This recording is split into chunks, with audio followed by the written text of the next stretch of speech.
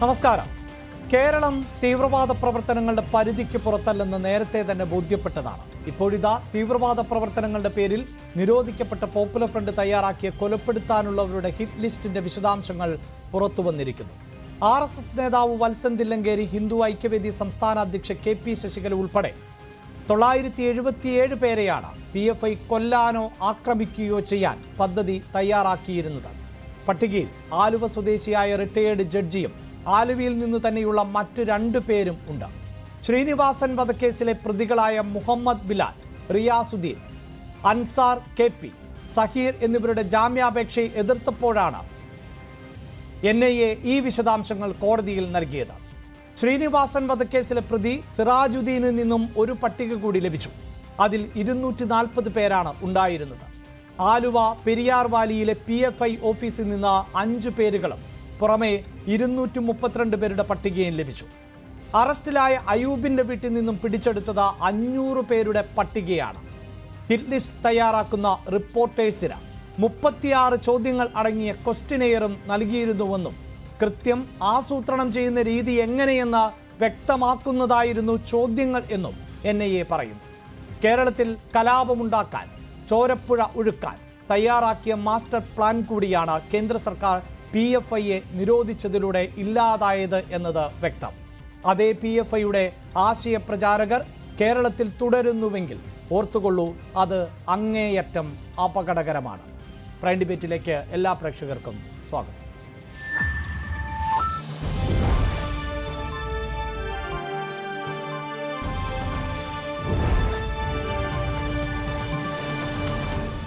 ചർച്ചയിൽ പങ്കെടുക്കുന്നത് അഖിൽ രവീന്ദ്രൻ BJP നേതാവ്, അഡ്വക്കേറ്റ് അനിൽ വിളയിൽ VHP നേതാവ്, ശ്രീ TK രാജ്മോഹൻ NIA മുൻ ഉദ്യോഗസ്ഥൻ, ശ്രീ ജോർജ് ജോസഫ് മുൻ പോലീസ് ഉദ്യോഗസ്ഥൻ എന്നിവർ ആണ്. ആദ്യം ശ്രീ രാജ്മോഹൻ, വലിയ ഗൗരവമുള്ള വിഷയങ്ങൾ നേരത്തെ തന്നെ ഏതാണ്ട് 2022 തന്നെ നമ്മൾ പലവട്ടം ചർച്ച ചെയ്തതാണ്. പക്ഷേ അപ്പോഴുമൊക്കെ എന്താണ് ഇതിൻ്റെ ഒരു പൂർണ്ണ രൂപം എന്നത് സംബന്ധിച്ച സംശയങ്ങൾ ഉണ്ടായിരുന്നു.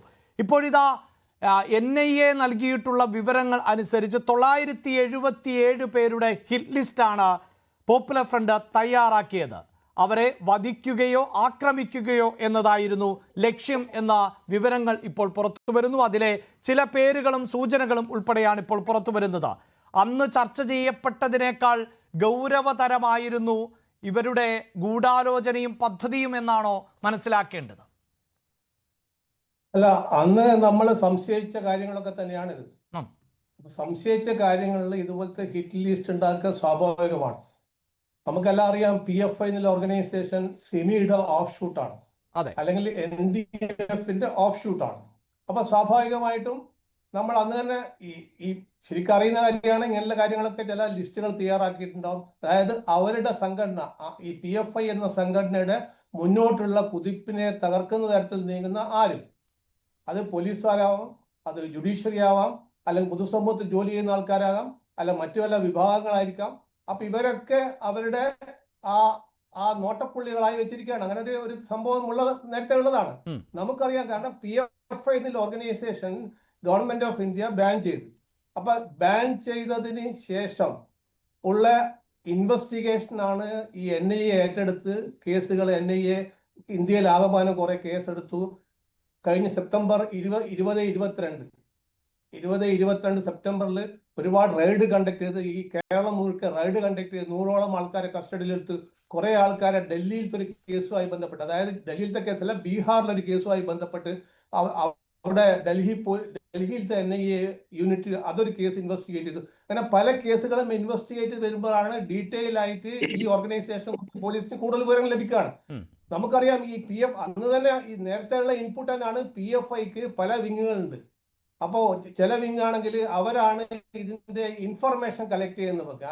ആരൊക്കെയാണ് ഈ ഓർഗനൈസേഷൻ എതിരാളികൾ, ആരൊക്കെയാണ്, അല്ലെങ്കിൽ ഇതിന്റെ മുന്നോട്ടുള്ള കുതിപ്പ് തടയുന്നത് ആരൊക്കെയാണ്, അതിൽ പോലീസ് ഉദ്യോഗസ്ഥന്മാരുണ്ടോ അല്ലെങ്കിൽ ജുഡീഷ്യൽ ഓഫീസേഴ്സ് ഉണ്ടോ, അങ്ങനെ ഒരു ലിസ്റ്റ് തയ്യാറാക്കും.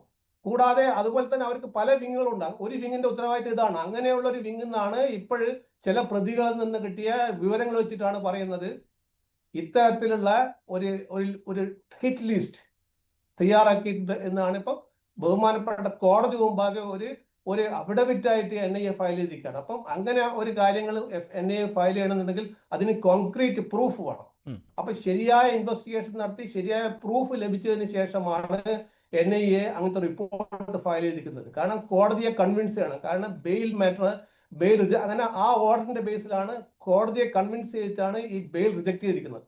അപ്പൊ ഈ കേരളത്തില് ഇപ്പം 90 എത്ര ആൾക്കാരെ ലിസ്റ്റിൽപ്പെട്ട ആൾക്കാർ, ഈ ആൾക്കാർ പല ആൾക്കാരും ഈ ഓർഗനൈസേഷനെ പല ബുദ്ധിമുട്ടുകൾ ഉണ്ടാക്കി കാണും.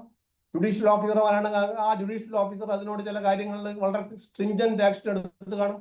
പോലീസ് ഓഫീസേഴ്സ് ഉണ്ടാവും, അല്ലെങ്കിൽ വേറെ പല ആൾക്കാരുണ്ടാവും, അല്ലെങ്കിൽ വേറെ ചില വിഭാഗങ്ങൾ ഉണ്ടാവും. അപ്പൊ ഇതൊക്കെ ഇൻവെസ്റ്റിഗേറ്റിംഗ് ഏജൻസി ക്രോഡീകരിച്ച് മനസ്സിലാക്കിയിരിക്കുകയാണ്. അപ്പൊ ഈ ഇൻപുട്സ് വളരെ കോൺക്രീറ്റ് ആണ്, വളരെ വളരെ എല്ലാവരും കോടതി മുമ്പ് അംഗീകരിക്കപ്പെട്ട തെളിവുകൾ വെച്ച് കൊടുത്തിരിക്കുകയാണ്. അപ്പൊ തെളിവുകൾ ലഭിച്ചിരിക്കുന്നത് ഈ കേരളത്തിൽ മാത്രമല്ല, ഡൽഹിയിലത്തെ NIA യൂണിറ്റ് ഇൻവെസ്റ്റിഗേഷൻ, ആ ഇൻവെസ്റ്റിഗേഷൻ അവർ കണ്ടക്ട് ചെയ്ത് ബീഹാർ രജിസ്റ്റർ ചെയ്ത കേസുമായി ബന്ധപ്പെട്ടാണ്. അവിടെയാണ് ഈ ഡോക്യുമെന്റ്, അവിടെ ഒരു ആറോളം പേജിൽ ഡോക്യുമെന്റ് സീസ് ചെയ്തിട്ടുണ്ട് അന്ന്. അതായത് ഇന്ത്യ 2047 ആകുമ്പോൾ ഇന്ത്യ ആകമാനം വേറൊരു രാജ്യം, വേറൊരു ഒരു കൺവേർട്ട് ചെയ്യാന്നുള്ള ലെവലിലേക്ക് കാര്യങ്ങൾ മുന്നോട്ട് കൊണ്ടുപോയ ഈ വിവരങ്ങൾ ലഭിച്ചത് അന്ന് ഈ ബീഹാറിലത്തെ ഈ ഫുലേരിയ ഷെരീഫ് പോലീസ് സ്റ്റേഷൻ ബീഹാറിലെ ആ പോലീസ് സ്റ്റേഷനിൽ രജിസ്റ്റർ ചെയ്ത കേസുമായി ബന്ധപ്പെട്ടിട്ടാണ് ഈ ഇൻവെസ്റ്റിഗേഷൻ നടത്തുമ്പോഴാണ് കൂടുതൽ വിവരങ്ങൾ, കേരളത്തെ സംബന്ധിച്ച വിവരങ്ങൾ ലഭിച്ചിരിക്കുന്നത്. അപ്പൊ ഇത്തരത്തിൽ കേരളത്തിൽ വളരെ ഡീപ്പ് റൂട്ടായിട്ട് ഈ ഓർഗനൈസേഷൻ ഇത്തരത്തിലുള്ള ഹിറ്റ് ലിസ്റ്റ് തയ്യാറാക്കിയിട്ടുണ്ട് എന്ന് പൊതുസമൂഹം ഇപ്പം ഒരു കോടതിയുടെ ഉത്തരവിൽ നിന്ന് മനസ്സിലാക്കിയിരിക്കുകയാണ്. അപ്പൊ വളരെ ആശങ്ക ഉണ്ടാക്കുന്ന കാര്യമാണ്. പക്ഷെ ഈ ഓർഗനൈസേഷനെ ബാൻ ചെയ്തിരിക്കുകയാണ്. ഈ ബാൻ ഇപ്പം 5 വർഷത്തേക്ക് ബാൻ ചെയ്ത് ബാൻ എക്സ്റ്റെൻഡ് ചെയ്യാൻ വേണ്ടി കൂടി നമുക്ക് ഇത്തരത്തിലുള്ള ഈ ഇൻപുട്സ്, അതായത് ഇത്രത്തോളം ഹിറ്റ് ലിസ്റ്റ് തയ്യാറാക്കിയിട്ട് അതിന്റെ കോൺക്രീറ്റ് എവിഡൻസ് ഇതൊക്കെയാണെന്ന് പറഞ്ഞിട്ട് അതിന്റെ ട്രിബ്യൂണലിന് മുന്നേ കൊടുത്തു കഴിഞ്ഞാൽ സ്വാഭാവികമായിട്ടും ഈ ഓർഗനൈസേഷന്റെ ഫർദർ ആയിട്ടുള്ള എക്സ്റ്റൻഡ് ഡീബാറിംഗ് അല്ലെങ്കിൽ എക്സ്റ്റൻഷൻ കൂടി അത് എക്സ്റ്റെൻഡ് ചെയ്ത് അതൊരു ബാൻഡ് ഓർഗനൈസേഷൻ ആയിട്ട് തീവ്രവാദം, അതായത് നമ്മുടെ നാട്ടിലത്തെ നിയമങ്ങൾക്ക് വിരുദ്ധമായി ഒരു ആന്റി സോഷ്യൽ ഓർഗനൈസേഷനായി മാറ്റിക്കൊണ്ട്, അല്ലെങ്കിൽ നാട്ടിലത്തെ നിയമ സംവിധാനത്തിനെ മറികടന്നുകൊണ്ട്, അല്ലെങ്കിൽ നാട്ടിൽ ഭീകരവാദം സൃഷ്ടിക്കാൻ വേണ്ടി, തീവ്രവാദം സൃഷ്ടിക്കാൻ വേണ്ടി, അല്ലെങ്കിൽ അത്തരത്തിലുള്ള ഒരു കാര്യം സൃഷ്ടിക്കാൻ വേണ്ടി നീങ്ങുകയാണെങ്കിൽ തെളിവുകൾ ലഭിച്ചു കഴിഞ്ഞാൽ സ്വാഭാവികമായിട്ടും ഇപ്പോഴും ബാൻ ചെയ്തത് ബാൻ എക്സ്റ്റെൻഡ് ചെയ്യാൻ പറ്റും. അതുകൂടി ഇപ്പൊ NIA ഈ കേസ് അന്വേഷണം കൊണ്ട് ചെയ്തിരിക്കുകയെന്ന് എനിക്ക് പറയാനുള്ളത്. യെസ്, അത്തരം ഡോക്യുമെന്റുകൾ കൂടിയാണ് NIA സംബന്ധിച്ചിടത്തോളം കോടതിക്ക് മുന്നിലേക്ക് എത്തുന്നത്. ഇവിടെ ഇതാ ശ്രീ അനിൽ വിളയിൽ, നേരത്തെ ഈ 2022 ന്യൂസ് 18 കേരളം അടക്കം പലപ്പോഴായി ഈ വിഷയം ചർച്ച ചെയ്തതാണ്. അന്നൊക്കെ പലരും ചർച്ചയുടെ ഭാഗമാകാൻ തയ്യാറായിരുന്നവർ ഉണ്ടായിരുന്നു. ഇന്നിപ്പോൾ അവരിൽ പലരെയും ചർച്ചയ്ക്ക് വിളിച്ചുവെങ്കിലും അവരൊന്നും ചർച്ചയുടെ ഭാഗമാകാൻ തയ്യാറാകുന്നില്ല. അന്ന് അവർ ഉന്നയിച്ചിരുന്ന സംശയങ്ങൾ എന്നത് ഈ സംഘപരിവാർ സംഘടനകളും PFIയും തമ്മിൽ എന്താണ് വ്യത്യാസം ഉള്ളത്, സംഘപരിവാറിൻ്റെ സ്വഭാവത്തിൽ തന്നെയല്ലേ PFIയും പ്രവർത്തിക്കുന്നത് എന്ന ചോദ്യമൊക്കെ ആയിരുന്നു ഉന്നയിച്ചത്. എന്ത് ഡേറ്റകളുടെ തെളിവുകളുടെ അടിസ്ഥാനത്തിലൊക്കെയാണ് നിരോധനം ഏർപ്പെടുത്തിയത് എന്ന ചോദ്യമടക്കം ഉന്നയിക്കപ്പെട്ടു. അവിടെയാണ് കേരളത്തിൽ നിന്ന് അടക്കമുള്ള ലിസ്റ്റുകൾ വളരെ പ്രധാനപ്പെട്ടതായി മാറുന്നത്. അതായത് കേരളം എന്ന ഒരു സംസ്ഥാനത്ത് മാത്രമാണ് 977 പേരെ ടാർഗറ്റ് ചെയ്തത്. അതൊരു ഹിറ്റ് ലിസ്റ്റാണ്. അതിൽ എല്ലാവരെയും വധിക്കുക എന്നതായിരിക്കണമെന്നില്ല, വധിക്കുകയോ ആക്രമിക്കുകയോ എന്നുള്ളതാണ് പ്ലാൻ.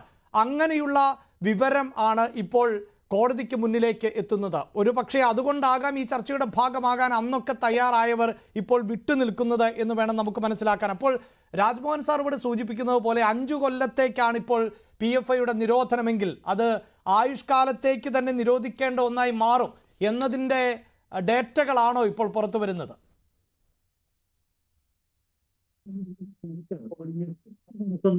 പൊതുസമൂഹത്തിലെ സാധാരണ വ്യക്തികളെ സംബന്ധിച്ചിടത്തോളം ഈ കണക്കുകൾ കേൾക്കുമ്പോൾ ഞെട്ടുമെങ്കിലും രാഷ്ട്രീയ സ്വയംസേവക സംഘത്തിന്റെയോ അല്ലെ പരിവാർ പ്രസ്ഥാനത്തിന്റെയോ കാര്യകർത്താക്കൾക്ക് ഈ 950 എന്ന സംഖ്യ കേൾക്കുമ്പോൾ യാതൊരു ഞെട്ടലുമില്ല.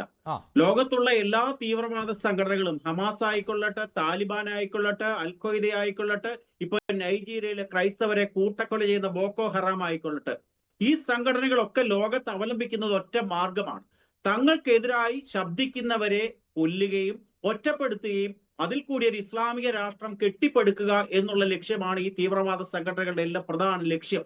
ഏതെങ്കിലും ഒരു സംഘടനയെ ഏതെങ്കിലും സർക്കാർ നിരോധിച്ചാൽ പോലും അതിന്റെ പ്രവർത്തനം ഇല്ലാതായി മാറില്ല എന്നുള്ളതാണ് ISISന്റെ പോളിസി തന്നെ വ്യക്തമാക്കുന്നത്. താങ്കൾ സൂചിപ്പിച്ചതുപോലെ തന്നെ ഈ കഴിഞ്ഞ 2022-ലോ 2017-ലോ ഒന്നും തുടങ്ങിയ പ്രശ്നമല്ല ഈ പോപ്പുലർ ഫ്രണ്ടുമായി ബന്ധപ്പെട്ട കാര്യങ്ങൾ. 2013 ഏപ്രിൽ മാസത്തില് പോപ്പുലർ ഫ്രണ്ടിന്റെ അല്ലെങ്കിൽ NDFന്റെ കേന്ദ്രമായിരുന്ന തണൽ എന്ന് പറയുന്ന കെട്ടിടം പോലീസ് റെയ്ഡ് ചെയ്തപ്പോൾ അവിടെ നിന്ന് ലഭിച്ച ചില വിവരങ്ങളുണ്ട്.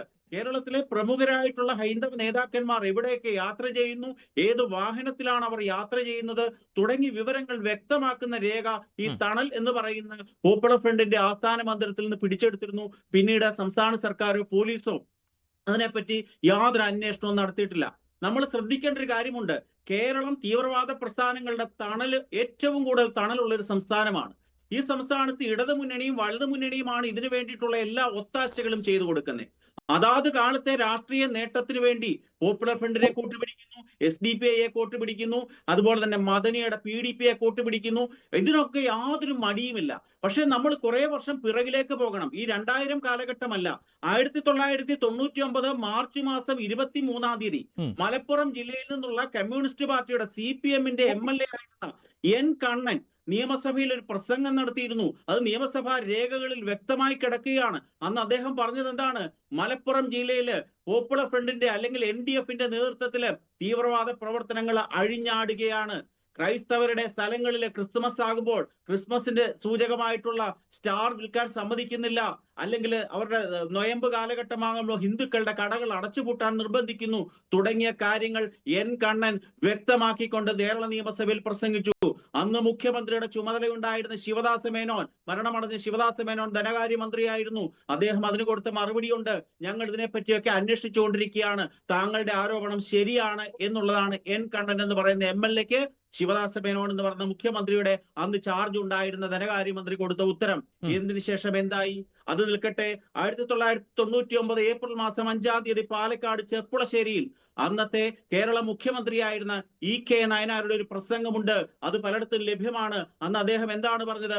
PDPയും NDFനും പാക് ചാര സംഘടനയായ ISIയുടെ സാമ്പത്തിക സഹായം ലഭ്യമാകുന്ന തീവ്രവാദ സംഘടനകളാണ് പോപ്പുലർ ഫ്രണ്ടും അല്ലെങ്കിൽ NDFും ഈ PDPയും എന്ന് അദ്ദേഹം കൃത്യമായി പ്രസംഗിച്ചിട്ടുണ്ട്. ഞാൻ തീയതി ഉൾപ്പെടെയാണ് പറയുന്നത്.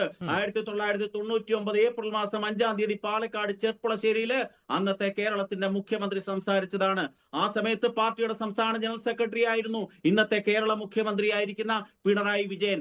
അദ്ദേഹം സമ്മതിക്കുകയും അത് അപ്രകാരമുള്ള പ്രവർത്തനങ്ങൾ കേരള സമൂഹത്തിൽ നടക്കുന്നുണ്ട് എന്നും ബുക്ക് ബൈൻഡിംഗ് സെന്ററുകളിൽ NDF നടപ്പാക്കിയ ബുക്ക് ബൈൻഡിംഗ് സ്വയം തൊഴിൽ പരിശീലന കേന്ദ്രങ്ങളിൽ ബുക്ക് ബൈൻഡിംഗ് അല്ല നടത്തുന്നത്, ബോംബ് നിർമ്മാണമാണെന്ന് ഇന്നത്തെ മുഖ്യമന്ത്രി അന്ന് പ്രസംഗിച്ചതായിട്ട് തെളിവുകൾ ലഭ്യമാണ്. അപ്പോൾ ഒരു കാര്യം വ്യക്തമാണ്, 4-5 വ്യക്തികളിൽ നിന്ന് ഈ 950 പേരുടെ ലിസ്റ്റ് പിടിച്ചിട്ടുണ്ടെങ്കിൽ പിടിക്കപ്പെടാതെ ബാക്കി പാർട്ടികളിൽ നുഴഞ്ഞു കയറി പകൽ സമയത്ത് CPMും കോൺഗ്രസുമായി പ്രവർത്തിക്കുകയും രാത്രിയിൽ പഴയ പോപ്പുലർ ഫ്രണ്ടിന്റെ ആ നേതാവായി രംഗപ്രവേശിക്കുകയും ചെയ്യുന്ന നിരവധിയായ വ്യക്തികൾ കേരള സമൂഹത്തിലുണ്ട്. അവരുടെ കയ്യിലിരിക്കുന്ന ലിസ്റ്റ് ആയിരങ്ങളായിരിക്കില്ല, ലക്ഷങ്ങളായിരിക്കും. കേരളത്തിലെ ഹിന്ദുക്കളെ വംശനാശം വരുത്തുക, കേരളത്തിലെ ഹിന്ദുക്കളെ ഉന്മൂലനം ചെയ്യുക എന്ന് പറയുന്ന കൃത്യമായ അജണ്ട നടപ്പാക്കുക എന്നുള്ളതാണ് ലക്ഷ്യം. ഒരു ശശികല ടീച്ചറോ ഒരു വത്സൻ തില്ലങ്കരിയോ മാത്രമല്ല അവരുടെ ലക്ഷ്യം. ഏകദേശം ഓരോ സ്ഥലങ്ങളിൽ നിന്നും ഓരോരുത്തരെ ഇവർ നോട്ടമിട്ട് വെച്ചിരിക്കുകയാണ്. അത് ആയിരങ്ങളല്ല, പതിനായിരങ്ങളല്ല, ലക്ഷങ്ങളാണ്. അതുകൊണ്ട് ഈ സംഖ്യയുമായിട്ട് യാതൊരു ബന്ധവുമില്ല. താങ്കൾ ചോദിച്ചതിൽ ഒരു ചോദ്യത്തിനോട് ഉത്തരം പറയേണ്ടതുണ്ട്. രാഷ്ട്രീയ സ്വയം സേവക സംഘവുമായി ഈ പോപ്പുലർ ഫ്രണ്ടിനെ താരതമ്യപ്പെടുത്തുക എന്ന് പറയുന്നത് ഏറ്റവും നികൃഷ്ടമായിട്ടുള്ള ഒരു പ്രക്രിയയാണ്. ഒരിക്കലും പാലും വെള്ളവും എപ്രകാരം വ്യത്യസ്തമായിരിക്കുന്നു അതേപോലെ തന്നെയാണ് പോപ്പുലർ ഫ്രണ്ട് ഇവിടെ കിടക്കുന്നു, രാഷ്ട്രീയ സ്വയം സേവക സംഘം ഇവിടെ കിടക്കുന്നു. രാഷ്ട്രീയ സ്വയം സേവക സംഘം ഇപ്രകാരം പ്ലാൻഡ് ആയിട്ട് ഏതെങ്കിലും ഈ ഇന്ത്യ രാജ്യത്ത് ഈ ഭാരതാംബയുടെ മണ്ണില് ഏതെങ്കിലും തരത്തിലുള്ള ഒരു രാഷ്ട്രവിരുദ്ധ പ്രവർത്തനം, ഒരു തീവ്രവാദ പ്രവർത്തനം, ഒരു ഹിറ്റ് ലിസ്റ്റ് തയ്യാറാക്കൽ നടത്തിയതായി ഈ രാജ്യത്ത് ഇപ്പോഴാണല്ലോ മോഡി ഭരിക്കാൻ തുടങ്ങിയത്. അതിനു മുമ്പ് 10 ആണ്ടുകളോളം കോൺഗ്രസ് ആണല്ലോ ഭരിച്ചിരുന്നത്. ആ കാലയളവിലോ ഈ കാലയളവിലോ ഏതെങ്കിലും ഒരു തെളിവ് കണ്ടെത്താൻ സാധിച്ചിട്ടുണ്ടോ? ഒരിക്കലും സാധിക്കില്ല. അന്ന് താരതമ്യ പഠനത്തിന് വേണ്ടിയാണ് ഇത് ചെയ്തത്. പോപ്പുലർ ഫ്രണ്ടും അല്ലെങ്കിൽ മുസ്ലിം തീവ്രവാദ സംഘടനകളും RSSനെ പ്രതിരോധിക്കാനാണ് പ്രവർത്തിക്കുന്നതെന്ന് പറയും. നൈജീരിയയിൽ ക്രൈസ്തവരെ കൂട്ടക്കൊല ചെയ്യുന്നു, അവിടെ എത്ര RSS പ്രവർത്തിക്കുന്നുണ്ട്? സിറിയയിൽ ക്രൈസ്തവരെ കൂട്ടക്കൊല ചെയ്യുന്നു, അവിടെ എത്ര RSS പ്രവർത്തിക്കുന്നുണ്ട്? വെറും തെറ്റായ ധാരണ ബാലൻസിങ്ങിന് വേണ്ടി പറഞ്ഞു വരുത്തുന്ന ചില നുണക്കഥകൾ മാത്രമാണ് ഇവരുടെ വായിൽ നിന്ന് വരുന്നത്. തീർച്ചയായും അത്തരം മറുചോദ്യങ്ങൾക്ക് ഇപ്പോൾ എനിക്കും സാധിക്കുന്നില്ല. കാരണം ഞാൻ ആവർത്തിച്ചു പറയുന്നു, ഈ ചർച്ചയിലേക്ക് പലരെയും പ്രതീക്ഷിച്ചതാണ്, പക്ഷേ അവരടക്കം പിൻവാങ്ങുന്ന ഒരു സാഹചര്യമാണ് ഇപ്പോൾ ഉണ്ടായിട്ടുള്ളത്. മറുപടി പറയാനില്ലാത്തതുകൊണ്ടാണ്, തെളിവില്ലാത്തതുകൊണ്ടും വളരെ കൃത്യമായി കാര്യങ്ങൾ രേഖകളുടെ അടിസ്ഥാനത്തിൽ കോടതിയിൽ സമർപ്പിച്ചത് കൊണ്ടും മാത്രമാണ് ഇനിയും പറയാൻ സാധിക്കാത്ത രീതിയിൽ അവരുടെ വായ അടഞ്ഞു പോയത് കൊണ്ടാണ്. യെസ്, എന്തായാലും ഇപ്പോൾ BJP നേതാവ് ശ്രീ അഖിൽ കൂടിയുണ്ട്. ശ്രീ അഖിൽ രവീന്ദ്രൻ, ഇവിടെ ഇതാ ഈ 977 പേരുടെ പട്ടിക എന്ന വാർത്ത പുറത്തു വരുമ്പോഴടക്കം ചിലർക്ക് സംശയമുണ്ടാകുന്നുണ്ട്, ഇത്രയധികം ആളുകളുടെ ഒരു പട്ടികയാണോ തയ്യാറാക്കിയിട്ടുള്ളത് എന്നത്. പക്ഷേ ഈ വിഷയം ഇപ്പോൾ കോടതിയുടെ പരിഗണനയിലേക്ക് എത്തുന്നത് തന്നെ ശ്രീനിവാസൻ കൊലപാതകവുമായി ബന്ധപ്പെട്ടാണ്. ഇപ്പോൾ ശ്രീനിവാസൻ എന്നൊരാൾ അങ്ങനെ മലയാളികൾക്ക് അത്രമേൽ സുപരിചിതനാകുന്ന ഒരു നേതാവായിരുന്നില്ല. പക്ഷേ അത്തരത്തിലുള്ള ഒരു നിരയെ കൂടി ഇല്ലാതാക്കേണ്ടതുണ്ടായിരുന്നു എന്ന് വളരെ വ്യക്തമായി. ആ കൊലപാതകം എങ്ങനെയാണ് നിർവഹിക്കപ്പെട്ടത് എന്ന് എല്ലാവർക്കും അറിയാം. അത്രമേൽ അറിവുള്ള, അതായത് ഒരു കൊലപാതകം എങ്ങനെ നടത്തണമെന്ന് എക്സ്പീരിയൻസ്ഡ് ആയിട്ടുള്ള ആളുകൾ, പരിശീലനം ലഭിച്ചവർ നടത്തുന്നത് പോലെയുള്ള ഒരു കൊലപാതകമെന്ന് തെളിഞ്ഞതാണ്. ഒരുപക്ഷെ ഇതുപോലെ കൊല ചെയ്യപ്പെടേണ്ടിയിരുന്ന നിരവധി പേർ ഉണ്ടായിരുന്നു. ആ നിരോധനത്തോടുകൂടി, അല്ലെങ്കിൽ പോപ്പുലർ ഫ്രണ്ടിന്റെ നിരോധനത്തോടുകൂടി അത്തരം പലരും രക്ഷപ്പെട്ടു എന്നാണോ ഇപ്പോൾ കണക്കാക്കേണ്ടത്? ഇവിടെ ഈ ലിസ്റ്റിനെ സംബന്ധിച്ച് ഭാരതീയ ജനതാ പാർട്ടിക്കും രാഷ്ട്രീയ സ്വയംസേവക സംഘത്തിനും വലിയ ആശങ്കകളൊന്നുമില്ല. ഞങ്ങള് ഇത്തരത്തിലുള്ള ലിസ്റ്റുകളും ഇത്തരത്തിലുള്ള പ്രതിരോധങ്ങളും ഒക്കെ ഒരുപാട് കണ്ടിട്ടുണ്ട്. അത്തരത്തിലുള്ള പ്രവർത്തനങ്ങളുമായിട്ട് ഞങ്ങൾ മുന്നോട്ട് പോകുന്നു. നമുക്കറിയാം, ഇവിടെ ശ്രീനിവാസനെ കൊല ചെയ്യപ്പെട്ടപ്പോൾ ഇപ്പോഴും സൂചിപ്പിച്ചു, ഒരു പ്രധാന നേതാവല്ല, സാധാരണ ഒരു പ്രവർത്തകനാണ്. പക്ഷെ പാലക്കാടെ സംബന്ധിച്ചിടത്തോളം ശ്രീനിവാസൻ ആ പാലക്കാട് രാഷ്ട്രീയ സ്വയംസേവക സംഘത്തിന്റെയും ക്ഷേത്ര പ്രവർത്തനങ്ങളിലും എത്രത്തോളം സജീവമായിരുന്നു എന്നുള്ളത് അവർക്കും അറിയാം, പൊതുസമൂഹത്തിനും അറിയാം. അപ്പോൾ ആ പ്രദേശത്ത് അത്തരത്തിലുള്ള ആളുകളെ ടാർഗറ്റ് ചെയ്തുകൊണ്ട് കേരളത്തിലെ എല്ലാ സ്ഥലങ്ങളും ഉണ്ട്. ഇപ്പൊ PFIയെ നിരോധിച്ചത് കൊണ്ട് ഇത് പൂർണ്ണമായി അവസാനിച്ചു എന്ന് കേന്ദ്ര സർക്കാരോ NIAയോ ഞങ്ങൾ ആരും തന്നെ വിശ്വസിക്കുന്നില്ല. അതിന്റെ സ്ലീപ്പിംഗ് സെല്ലുകൾ നമ്മുടെ കേരളത്തിലെ എല്ലാ പ്രദേശങ്ങളിലും ഉണ്ട്. അത്തരത്തിലുള്ള പ്രവർത്തനങ്ങളെ എല്ലാം സഹായിക്കുന്നത് നമ്മളിവിടെ ചർച്ച ചെയ്യുമ്പോൾ മറന്നുകൂടാത്ത ഒരു കാര്യമുണ്ട്. ഈ തീവ്രവാദ സംഘടനകളെ, ഈ വിഘടനവാദ സംഘടനകളെ സഹായിക്കുന്നത് ആരാണ്? ഇടതുപക്ഷത്തെയും വലതുപക്ഷത്തെയും രാഷ്ട്രീയ പ്രസ്ഥാനങ്ങൾ CPM-ഉം കോൺഗ്രസുമാണ് ഇവർക്ക് എല്ലാ സഹായങ്ങളും ചെയ്തു കൊടുത്തുകൊണ്ടിരിക്കുന്നത്. നമുക്കറിയാം, തൊടുപുഴ ന്യൂമാൻ കോളേജിലെ മലയാളം പ്രൊഫസറായിരുന്ന TJ ജോസഫ് സാറിന്റെ അവസ്ഥ. അദ്ദേഹത്തിന്റെ കൈവെട്ടിയ സമയത്ത് അത്തരത്തിലൊരു സംഭവം ഉണ്ടായപ്പോൾ പ്രാകൃത കോടതി ഈ കേരളത്തിലുണ്ട്, താലിബാനിസം ഈ കേരളത്തിൽ നടക്കുന്നു എന്ന് പറയുമ്പോൾ അന്നത്തെ ആഭ്യന്തരമന്ത്രി കോടിയേരി ബാലകൃഷ്ണൻ CPM-ന്റെ നേതാവ് പറഞ്ഞത് എന്താണ്? അത്തരത്തിലൊരു വാർത്ത ഞങ്ങളുടെ മുമ്പിൽ ഇല്ല, അങ്ങനെ ഒരു അറിവില്ല എന്നാണ് പറഞ്ഞത്.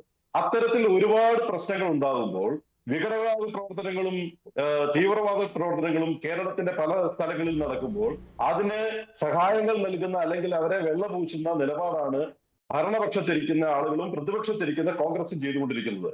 ഇപ്പൊ വാഗമൺ കേന്ദ്രീകരിച്ച് നിരവധിയായിട്ടുള്ള ആയുധ പരിശീലനങ്ങൾ നടന്നു.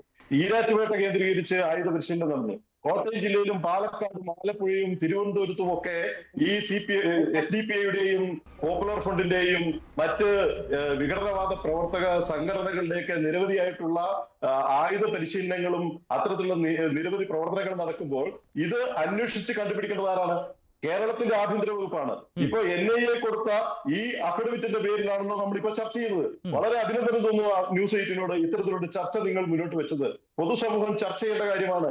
ഇത് NIA കൊടുത്ത കേന്ദ്ര സർക്കാർ കൊടുത്ത അഫിഡവിറ്റിന്റെ മുകളിൽ നമ്മൾ ചർച്ച ചെയ്യുമ്പോൾ കേരളത്തിന്റെ ആഭ്യന്തര വകുപ്പ് എന്താണ് ചെയ്യുന്നത്? കേരളം ഭരിക്കുന്നത് CPM ആണ്, കേരളം ഭരിക്കുന്നത് LDF ആണ്, കേരളം ഭരിച്ചിട്ടുള്ളത് UDF-ഉം കോൺഗ്രസുമാണ്. ഇവർ രണ്ടു കൂട്ടരും ഈ വക SDPയെയും PFIയെ പോലെയുള്ള തീവ്രവാദ സംഘടനകളെ എല്ലാ തരത്തിലും സഹായിക്കുന്ന നിലപാടാണ്. നമ്മുടെ തൊട്ടടുത്ത ദിവസം നടന്ന നിലമ്പൂർ ഇലക്ഷൻ നമ്മൾ കണ്ടില്ലേ? ജമാഅത്തെ ഇസ്ലാമിയെ പോലെയുള്ള അതിതീവ്രവാദ സംഘടന, മതരാഷ്ട്രം ഉണ്ടാക്കണമെന്ന് അവർ ആവശ്യപ്പെട്ടുകൊണ്ടിരിക്കുന്ന ഏറ്റവും തീവ്രമായിട്ടുള്ള ഒരു സംഘടന, ആ സംഘടനയുടെ വോട്ട് പിടിച്ചുകൊണ്ട് ഏറ്റവും ജനാധിപത്യത്തിൽ ഇതുപോലെ കളങ്കം വരുത്തുന്ന ഒരു സമീപനം കോൺഗ്രസിന്റെ ഭാഗത്തുനിന്നുണ്ടായില്ലേ? PDP-യെ മദനിയുടെ PDP-യെ കൂട്ടിക്കൊണ്ട് CPM നടത്തിയിട്ടുള്ള ഈ തെരഞ്ഞെടുപ്പ് നമ്മൾ കണ്ടില്ലേ? അപ്പൊ നമുക്കറിയാം ഇന്ന് കേരളത്തില് വോട്ട് നേടുവാൻ വേണ്ടിയിട്ട് അല്ലെങ്കിൽ ഭരണം നിലനിർത്തുവാൻ വേണ്ടി കേവലം വിജയത്തിന് വേണ്ടിയിട്ട് സമൂഹത്തെ ഇത്തരത്തിൽ വിഘടിപ്പിക്കുന്ന, സമൂഹത്തിൽ ഇത്തരത്തിൽ പ്രശ്നങ്ങൾ ഉണ്ടാക്കുന്ന തീവ്രവാദ സ്വഭാവമുള്ള സംഘടനകളെ സഹായിക്കുന്ന നിലപാടെടുക്കുന്ന CPM-ഉം കോൺഗ്രസും പൊതുസമൂഹത്തിനോട് മാപ്പ് പറയേണ്ട സാഹചര്യമാണ് വരുന്നത്. ഇത്തരത്തിലുള്ള പ്രശ്നങ്ങൾ ഉണ്ടാകുമ്പോൾ അവരെ സഹായിക്കുന്ന നിലപാടാണ് കേരളത്തിൽ ഉണ്ടാകുന്നത്. കേരളത്തിലെ കണ്ണൂര് നമ്മൾ കഴിഞ്ഞ ദിവസം ചർച്ച ചെയ്ത വിഷയമാണ്. എന്താണ്, വിചാരണ ചെയ്യപ്പെട്ടതിന്റെ പേരിൽ ഒരു പെൺകുട്ടി ആത്മഹത്യ ചെയ്തു അല്ലെ? ഈ കേരളത്തിലാണ്, മുഖ്യമന്ത്രിയുടെ നാട്ടിലാണ്, ധർമ്മടത്താണ് നടക്കുന്നത്. എന്താണ് ഇവിടെ നടക്കുന്നത്? എന്തെങ്കിലും ഒരു വാക്കുകൊണ്ടെങ്കിലും അതിനെ പ്രതിഷേധിക്കാൻ CPM-ന്റെ നേതാക്കന്മാർ വന്നോ? കോൺഗ്രസിന്റെ നേതാക്കന്മാർ വന്നോ? അപ്പോ അവർക്ക് നിലവിലെ വോട്ട് ബാങ്ക് ലക്ഷ്യം വെച്ചുകൊണ്ട് ഇത്തരത്തിലുള്ള മത തീവ്രവാദ സംഘടനകളുടെ സഹായം ലഭിക്കുവാൻ വേണ്ടിയിട്ട് ഏത് നിറുകെട്ട രാഷ്ട്രീയവും കളിക്കും. ഇതിനെ ചെറുത്തു തോൽപ്പിക്കേണ്ട ഉത്തരവാദിത്വം കേന്ദ്ര സർക്കാരിനാണ്. അവർ ഇപ്പോൾ തന്നെ തെളിയിച്ചു കഴിഞ്ഞു. DFI-യെ നിരോധിച്ചു, NDF-നെ നിരോധിച്ചു, സിമിയെ നിരോധിച്ചു. അത്തരത്തിലുള്ള പ്രവർത്തനങ്ങളുമായി വേറെറക്കുന്ന നടപടിയുമായി കേന്ദ്ര സർക്കാർ, നരേന്ദ്രമോദി സർക്കാർ മുന്നോട്ട് പോകും. ഒരു വിട്ടുവീഴ്ചയും ഉണ്ടല്ല. ഈ ലിസ്റ്റുകൾ കൊണ്ടൊന്നും ഭയപ്പെടുന്ന ആളുകളല്ല ഞങ്ങൾ. ആ ലിസ്റ്റുകളിൽ എല്ലാ ആളുകളും വന്നോട്ടെ. ഏതായാലും ഒരു കോൺഗ്രസ് നേതാവും CPM നേതാവും അതില്ല എന്നതുകൊണ്ട് ആ നിലപാട് അവർ തീർച്ചയായിട്ടും മുന്നോട്ട് ഇത്തരത്തിലുള്ള തീവ്രവാദ സംഘടനകളെ സഹായിക്കുന്ന നിലപാടുമായി മുന്നോട്ട് പോകുമെന്ന്. ശരി, ശ്രീ ജോർജ് ജോസഫ്, ഇവിടെ അഖിൽ പറയുന്നത് പോലെ അതിൽ ഏതൊക്കെ പേരുകൾ എന്നത് പൂർണ്ണമായും ഞങ്ങൾക്കും അറിയില്ല. അക്കാര്യം കൂടി പ്രേക്ഷകരോട് സൂചിപ്പിക്കട്ടെ. പക്ഷേ വത്സൻ തില്ലങ്കേരിയും KP ശശികലയും ഉൾപ്പെടെയുള്ള പേരുകൾ ഉണ്ടാകുന്നു എന്നത് അങ്ങേയറ്റം ഗൗരവതരം കൂടിയാണ് എന്നതാണ്. മാത്രവുമല്ല, ഈ വിഷയം ഇപ്പോൾ ശ്രീനിവാസൻ വധക്കേസുമായി ബന്ധപ്പെട്ട പ്രതികളുടെ ജാമ്യ ഹർജി പരിഗണിക്കുമ്പോഴാണ് കോടതിക്ക് മുന്നാകെ NIA ഇക്കാര്യങ്ങൾ ഞെട്ടിക്കുന്ന വിവരങ്ങൾ പങ്കുവച്ചത് എന്നതാണ്. അവിടെ ശ്രീ ജോർജ് ജോസഫ്, ഇവിടെ ഈ കേരളം ഒരു സുരക്ഷിത താവളമായി മാറിയിരുന്നു തീവ്രവാദികൾക്ക്. അതുകൊണ്ട് തന്നെയാണ് അവർ ഇത്രമേൽ ഹിറ്റ് ലിസ്റ്റൊക്കെ തയ്യാറാക്കാൻ അവർക്ക് സാധിച്ചത് എന്ന് വേണമോ അനുമാനിക്കാൻ. മാത്രവുമല്ല, നേരത്തെ സൂചിപ്പിച്ചതുപോലെ ഈ സംഘടനകൾ പല പേരുകളിൽ, പല രൂപത്തിൽ, പല ഭാവത്തിലൊക്കെ തുടരുന്ന സാഹചര്യം ഉണ്ടാകുന്നു. ഇപ്പോൾ ഈ സൂചിപ്പിച്ച ആൾക്കൂട്ട വിചാരണ, അവിടെ നമുക്കറിയാം ഒരു കൃത്യമായ മതലക്ഷ്യത്തോടുകൂടി ഒരു സ്ത്രീ ജീവിതം മുന്നോട്ട് കൊണ്ടുപോയില്ല. അതിൻ്റെ പേരിലാണ് ആ വിചാരണയ്ക്ക് ആ സ്ത്രീ വിധേയമാക്കപ്പെട്ടതും ആ സ്ത്രീക്ക് ആത്മഹത്യ ചെയ്യേണ്ടിയും വന്നത്. അങ്ങേയറ്റം വിചിത്രമായിരുന്നല്ലോ സുഡിയോ പോലെയുള്ള ടാറ്റയുടെ ഉടമസ്ഥതയിലുള്ള സ്ഥാപനങ്ങൾക്ക് നേരെയൊക്കെ കേരളത്തിൽ നടക്കുന്ന പ്രതിഷേധങ്ങൾ. അപ്പോൾ മത തീവ്ര ചിന്താഗതികൾ ഇപ്പോഴും മറ്റു ഭാവങ്ങളിൽ, രൂപത്തിലൊക്കെ കേരളത്തിൽ തുടരുന്നു എന്ന് വേണമോ നമുക്ക് അനുമാനിക്കാൻ?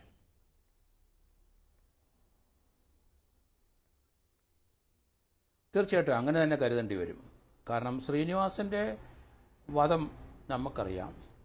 അത് ശ്രീനിവാസൻ വളരെ സീനിയറായ ഒരു BJP പ്രവർത്തകനാണ്, RSS ബാക്ക്ഗ്രൗണ്ട് ഉണ്ട്. അദ്ദേഹത്തിനെ എന്തിനാണ് ഈ തരത്തിൽ ക്രൂരമായി കൊലപ്പെടുത്തിയത്? അത് നമ്മൾ ചിന്തിക്കേണ്ട വിഷയം തന്നെയാണ്. ശ്രീനിവാസൻ്റെ കേസിലെ പ്രതികളുടെ ജാമ്യം കൊടുക്കാൻ പാടില്ല എന്ന് NIA കോടതിയിൽ ബോധ്യപ്പെടുത്തി. അതിൻ്റെ കാരണം 977 പേരെ ഇവിടെ വകവരുത്താൻ ഒരു ഹിറ്റ് ലിസ്റ്റ് തയ്യാറാക്കിയിരിക്കുന്നു. ആ സത്യം കോടതി മുമ്പാകെ ആദ്യമായിട്ട് വെളിപ്പെടുത്തി. ഇങ്ങനെയൊക്കെ നമ്മൾ കേട്ടിട്ടുണ്ടെങ്കിലും അതൊരു സത്യമാണ് എന്ന് നമുക്ക് ബോധ്യപ്പെടുത്താൻ ചില കാര്യങ്ങൾ NIA-യും ED-യും അത് കോടതിയിലോട്ട് പറഞ്ഞു കഴിഞ്ഞു. അതിൻ്റെ കാരണം ഇപ്പം 977 പേരുടെ ആ ലിസ്റ്റ്, അതിൻ്റെ അകത്ത് ഒരാൾ അബ്ദുൽ വഹാബ് എന്ന പ്രതിയെ അറസ്റ്റ് ചെയ്തപ്പം അയാളുടെ പേഴ്സിനകത്ത് 5 പേരുടെ ഒരു ലിസ്റ്റ് കണ്ടു. അയാളുടെ പേഴ്സിനകത്താണ് അത് ഹിറ്റ് ലിസ്റ്റാണ്. കൊലപ്പെടുത്തേണ്ട ആൾക്കാരുടെ പേരാണ് 5 പേരുടെ. അപ്പോൾ ആ NIA-യുടെ ആ അന്വേഷണത്തിൽ ഇതുപോലുള്ള കുറേ ഇമ്പോർട്ടൻ്റ് ആയ വിവരങ്ങൾ കിട്ടിയിട്ടുണ്ട്. 977 കാരണം സിറാജുദ്ദീൻ എന്ന പ്രതിയുടെ കയ്യിൽ നിന്ന് 240 പേരെ വകവരുത്തേണ്ട ലിസ്റ്റ് കിട്ടിയിട്ടുണ്ട്. അബ്ദുൽ വഹാബിന്റെ പേരിൽ 5 പേരുടെ ലിസ്റ്റ് കിട്ടിയിട്ടുണ്ട്. അതുപോലെ ആയൂബ് എന്ന് പറഞ്ഞ ആളെ അറസ്റ്റ് ചെയ്തപ്പോൾ അയാളുടെ കയ്യിൽ ഹിറ്റ് ലിസ്റ്റ് 500 പേരുടെയാണ് ഇരിക്കുന്നത്. മുഹമ്മദ് സാദിഖിന്റെ കയ്യിൽ നിന്ന് 232 പേരുടെ ആ ഹിറ്റ് ലിസ്റ്റ് കിട്ടിയിട്ടുണ്ട്. അങ്ങനെ മൊത്തം 977. ശ്രീനിവാസൻ ആ ലിസ്റ്റിലുണ്ടോ ഇല്ലയോ നമുക്കറിയില്ല. കാരണം ശ്രീനിവാസൻ വളരെ സീനിയറായ ഒരു BJP പ്രവർത്തകനും RSS പ്രവർത്തകനുമാണ്. അത് നമുക്ക് നോക്കേണ്ടിയിരിക്കുന്നു. കാരണം ഇത് കേരളത്തിൽ നമ്മളൊരു കാര്യം മനസ്സിലാക്കണം. പോപ്പുലർ ഫ്രണ്ട് നിരോധിച്ച ഒരു സംഘടനയാണ്. പക്ഷേ അതിൻ്റെ ഉത്ഭവം എവിടെയാണ്? കേരളം തന്നെയാണ്. കാരണം പോപ്പുലർ ഫ്രണ്ട് സ്ഥാപിച്ചത് എരപ്പുങ്കൽ അബൂബക്കർ ഹാജി എന്ന് പറഞ്ഞ ആളാണ്. അത് മലയാളിയാണ്. അയാളാണ് ഇത് സ്ഥാപിച്ചത്. അപ്പോൾ അതിനകത്ത് പിന്നീട് അതിൻ്റെ ചെയർമാനായിട്ട് വന്നത് OMA സലീം, MM സലാമാണ്. പിന്നെ ഒരു ജനറൽ സെക്രട്ടറി ഉണ്ട്, അനീസ് അഹമ്മദ്. കൂടാതെ വൈസ് ചെയർമാൻമാർ 3 പേരുണ്ട്. അതെല്ലാം മലയാളികളാണ് ഭൂരിപക്ഷം. അബ്ദുൾ റഹ്മാൻ, മറ്റൊരാൾ തസ്നുദ്ദീൻ ഇളമരം. അതാണ് ഞാൻ പറഞ്ഞത്. ഇത് ദക്ഷിണേന്ത്യയിലെ ഈ പോപ്പുലർ ഫ്രണ്ടിന്റെ മുഴുവൻ പ്രവർത്തകരും 90% മലയാളികളാണ്. അത് എന്താണ് അവരുടെ ആഗ്രഹം പോപ്പുലർ ഫ്രണ്ടിന്? അത് നമ്മൾ മനസ്സിലാക്കി. 2047 ഒരു മുസ്ലിം രാഷ്ട്രമായിട്ട് ഇന്ത്യയെ വാഴിക്കണമെന്നാണ് അവരുടെ. അതാണ് വിചാരിച്ചോണം നമ്മൾ. അതൊന്നും ഈ രാജ്യത്ത് നടക്കില്ല എന്ന് ഇവർക്ക് ഇത്ര നാളായിട്ട് മനസ്സിലായിട്ടില്ല. കാരണം പോപ്പുലർ ഫ്രണ്ടിന്റെ ആൾക്കാർ വളരെ തീവ്രവാദികളായിട്ട് വഴിതിരിഞ്ഞു പോയവരാണ്. അവരെയൊക്കെ ഞാൻ പലപ്പോഴും പറയുന്നത്, എനിക്ക് വന്ന് പല ചാനലിലും പറയുന്നുണ്ട്, അവരെയൊക്കെ തിരിച്ചു വിടണം. ഇത് മനുഷ്യനെ വകവരുത്തുന്ന ഒരു സംഘടനയായിട്ട് മാറരുത് നിങ്ങൾ. അങ്ങനെയല്ല അതിന്റെ പ്രവർത്തനം നടത്തേണ്ടത്. അതുകൊണ്ട് ഈ ടെററിസത്തിന് ഊന്നൽ നൽകിക്കൊണ്ടാണ് ഈ പോപ്പുലർ ഫ്രണ്ട് മുന്നോട്ട് പോയിക്കൊണ്ടിരിക്കുന്നത്. കാരണം ആ സംഘടനയെ ബാൻ ചെയ്യാനുള്ള കാരണം അതുകൊണ്ടാണ്. അതുപോലെ തന്നെ പോപ്പുലർ ഫ്രണ്ടിന്റെ ആലുവയിലുള്ള പെരിയാർ വാലി ക്യാമ്പസ്, അത് പോപ്പുലർ ഫ്രണ്ടിന്റെ ആയുധ പരിശോധന കേന്ദ്രമാണ്. അത് തീവ്രവാദ സ്വത്തായി NIA പ്രഖ്യാപിച്ചിട്ടുണ്ട്. അത് പിടിച്ചെടുത്തു NIA. കാരണം അത് തീവ്രവാദം പരത്താനായിട്ടും അവിടെയുള്ള ആൾക്കാരെ കൊല്ലാനുള്ള അങ്ങനെയുള്ള ഒരു പരിശീലന കേന്ദ്രമായിട്ടാണ് ആലുവയിലെ പെരിയാർ വാലി അവർ പണം മുടക്കി അത് സൃഷ്ടിച്ചെടുത്തത്. വിദേശത്തുനിന്ന് പല രീതിയിലും ഫണ്ട് ഇവിടെ വരുന്നുണ്ട്. അത് തീവ്രവാദ സ്വഭാവമുള്ള വിദേശ രാജ്യങ്ങളിൽ നിന്ന് അല്ലെങ്കിൽ വ്യക്തികളിൽ നിന്നും ഫണ്ട് ഇന്ത്യയിലേക്ക് വന്നതിനായിട്ട് തെളിവുകൾ ഉണ്ടായിട്ടുണ്ട്. അപ്പോൾ ഇതെല്ലാം വെച്ച് നോക്കുമ്പോൾ ഇന്ത്യക്ക് ഒരിക്കലും അംഗീകരിക്കാൻ പറ്റാത്ത ഒരു രാഷ്ട്രീയ റാഡിക്കൽ പാർട്ടി തന്നെയാണ് ഈ പോപ്പുലർ ഫ്രണ്ട്. അതിനോട് തീർച്ചയായിട്ടും എല്ലാവരും വിയോജിക്കുന്നു. കാരണം ഇപ്പം തന്നെ ആ ലിസ്റ്റിനകത്ത് കണ്ടില്ലേ, അതിന് ഹിന്ദു സ്വഭാവമുള്ള അല്ലെങ്കിൽ ഹിന്ദു പേരുള്ള അല്ലെങ്കിൽ ഹിന്ദുയിസത്തിൽ വിശ്വസിക്കുന്ന അല്ലെങ്കിൽ BJPയിലും RSSലും വിശ്വസിക്കുന്ന ആരുടെ പേരുകളാണ് ഭൂരിപക്ഷം അതിൻ്റെ അകത്ത്. അങ്ങനെ ഒരു വർഗീയമായി കാണുകയാണത്. അതിനകത്ത് വന്നിരിക്കുന്നത് വത്സൻ തില്ലങ്കേരിയും അതുപോലെ തന്നെ ശശികല ടീച്ചറും പിന്നെ ഒരു കേസിനകത്ത് റിട്ടയർ ചെയ്ത് അല്ലെങ്കിൽ ഒരു ജഡ്ജ്, ആലുവയിലുള്ള ജഡ്ജിന്റെ പേരൂടെ ഉണ്ട്. കാരണം അദ്ദേഹം ഒരു കേസിന്റെ വിധി പറഞ്ഞതായിരിക്കാം അദ്ദേഹത്തിനെ ഹിറ്റ് ലിസ്റ്റിൽ ഉൾപ്പെടുത്താൻ കാരണം. അത് തന്നെയല്ല, ഇപ്പോഴത്തെ NIA കോടതിയിലെ ജഡ്ജ്, അദ്ദേഹത്തിന്റെ പേര് KP മോഹൻദാസ്. അദ്ദേഹം ഈ പുതിയ വെളിപ്പെടുത്തൽ ജാമ്യം കൊടുക്കാൻ പാടില്ല എന്ന് പറഞ്ഞപ്പം ഹിറ്റ് ലിസ്റ്റുകൾ ഓരോ പ്രതിയിൽ നിന്ന് കണ്ടെടുത്ത് മഹസർ എഴുതി കണ്ടെടുത്ത് കോടതി കൊടുത്തിരിക്കുകയാണ്. അതാണ് ഇപ്പോൾ അവർ അതുകൊണ്ട് കൊടുക്കാൻ പാടില്ല എന്ന് കോടതി പറയുന്നതിന്റെ അടിസ്ഥാനം. അത് വലിയ വാല്യൂ ഉള്ള എവിഡൻസ് ആണ്. അത് ഒരാളുടെ പ്രതിയുടെ പോക്കറ്റിൽ നിന്നും അല്ലെങ്കിൽ പ്രതിയുടെ വീട്ടിൽ നിന്നും അല്ലെങ്കിൽ പ്രതിയുടെ പേഴ്സിൽ നിന്ന് എടുത്തതാണ്. വളരെ വൈറ്റൽ എവിഡൻസ് ആണ്. അതുകൊണ്ട് കോടതി പറഞ്ഞു, പ്രഥമ ദൃഷ്ട്യാ ശരിയാണെന്ന് വിശ്വസിക്കാൻ തക്ക കാരണമുണ്ട് ഇപ്പോൾ ഹാജരാക്കിയ എവിഡൻസ്. അതുകൊണ്ട് ജാമ്യം കൊടുക്കാനുള്ള സാധ്യത ആണ് കോടതി തള്ളിക്കളയാനുള്ള കാരണമെന്ന് എനിക്ക് തോന്നുന്നു. അതുകൊണ്ട് ജാമ്യം കിട്ടാനുള്ള സാധ്യത വളരെ കുറവാണ്. കാരണം ഇതുപോലെയുള്ള എവിഡൻസസ് NIAയുടെ കൈവശമുണ്ട്, EDയുടെ കൈവശമുണ്ട്. അവരതെല്ലാം കോടതിയിൽ ഹാജരാക്കും. അത് വളരെ വൈറ്റൽ എവിഡൻസ് ആണെന്ന് കോടതിക്ക് ബോധ്യം. അത് ചുമ്മാ ഉണ്ടാക്കാൻ ഒക്കില്ലത്. അതിനകത്ത് എഴുതി സൂക്ഷിച്ചിരിക്കുന്ന ആൾക്കാരെ ഇനിയുണ്ട്. അതിനകത്ത് പല കാര്യങ്ങളിലുണ്ട്. ഹിറ്റ് ലിസ്റ്റിനകത്ത് അതിനകത്ത് 36 ചോദ്യോത്തരം കിടപ്പുണ്ട്. എങ്ങനെയാണ് ഒരാളെ കൊല്ലേണ്ടത് എങ്ങനെയാണെന്നുള്ള രീതികൾ അതിനകത്ത് വരുന്നുണ്ട്. 36 ചോദ്യോത്തരമായിട്ടാണ് അതിനകത്ത് കിടക്കുന്നത്. അപ്പൊ അതെല്ലാം കോടതിയിൽ അത് തന്നെ വളരെ പ്രധാനപ്പെട്ടതാണ്. ഞാൻ ഈ സൂചിപ്പിച്ച ശ്രീനിവാസൻ വധക്കേസിൽ കൊല നിർവഹിക്കുന്ന ഒരു രീതി, അതിനെടുത്ത സമയം, അതൊക്കെ വളരെ പ്രധാനപ്പെട്ടതാണല്ലോ ഈ വിഷയത്തിൽ.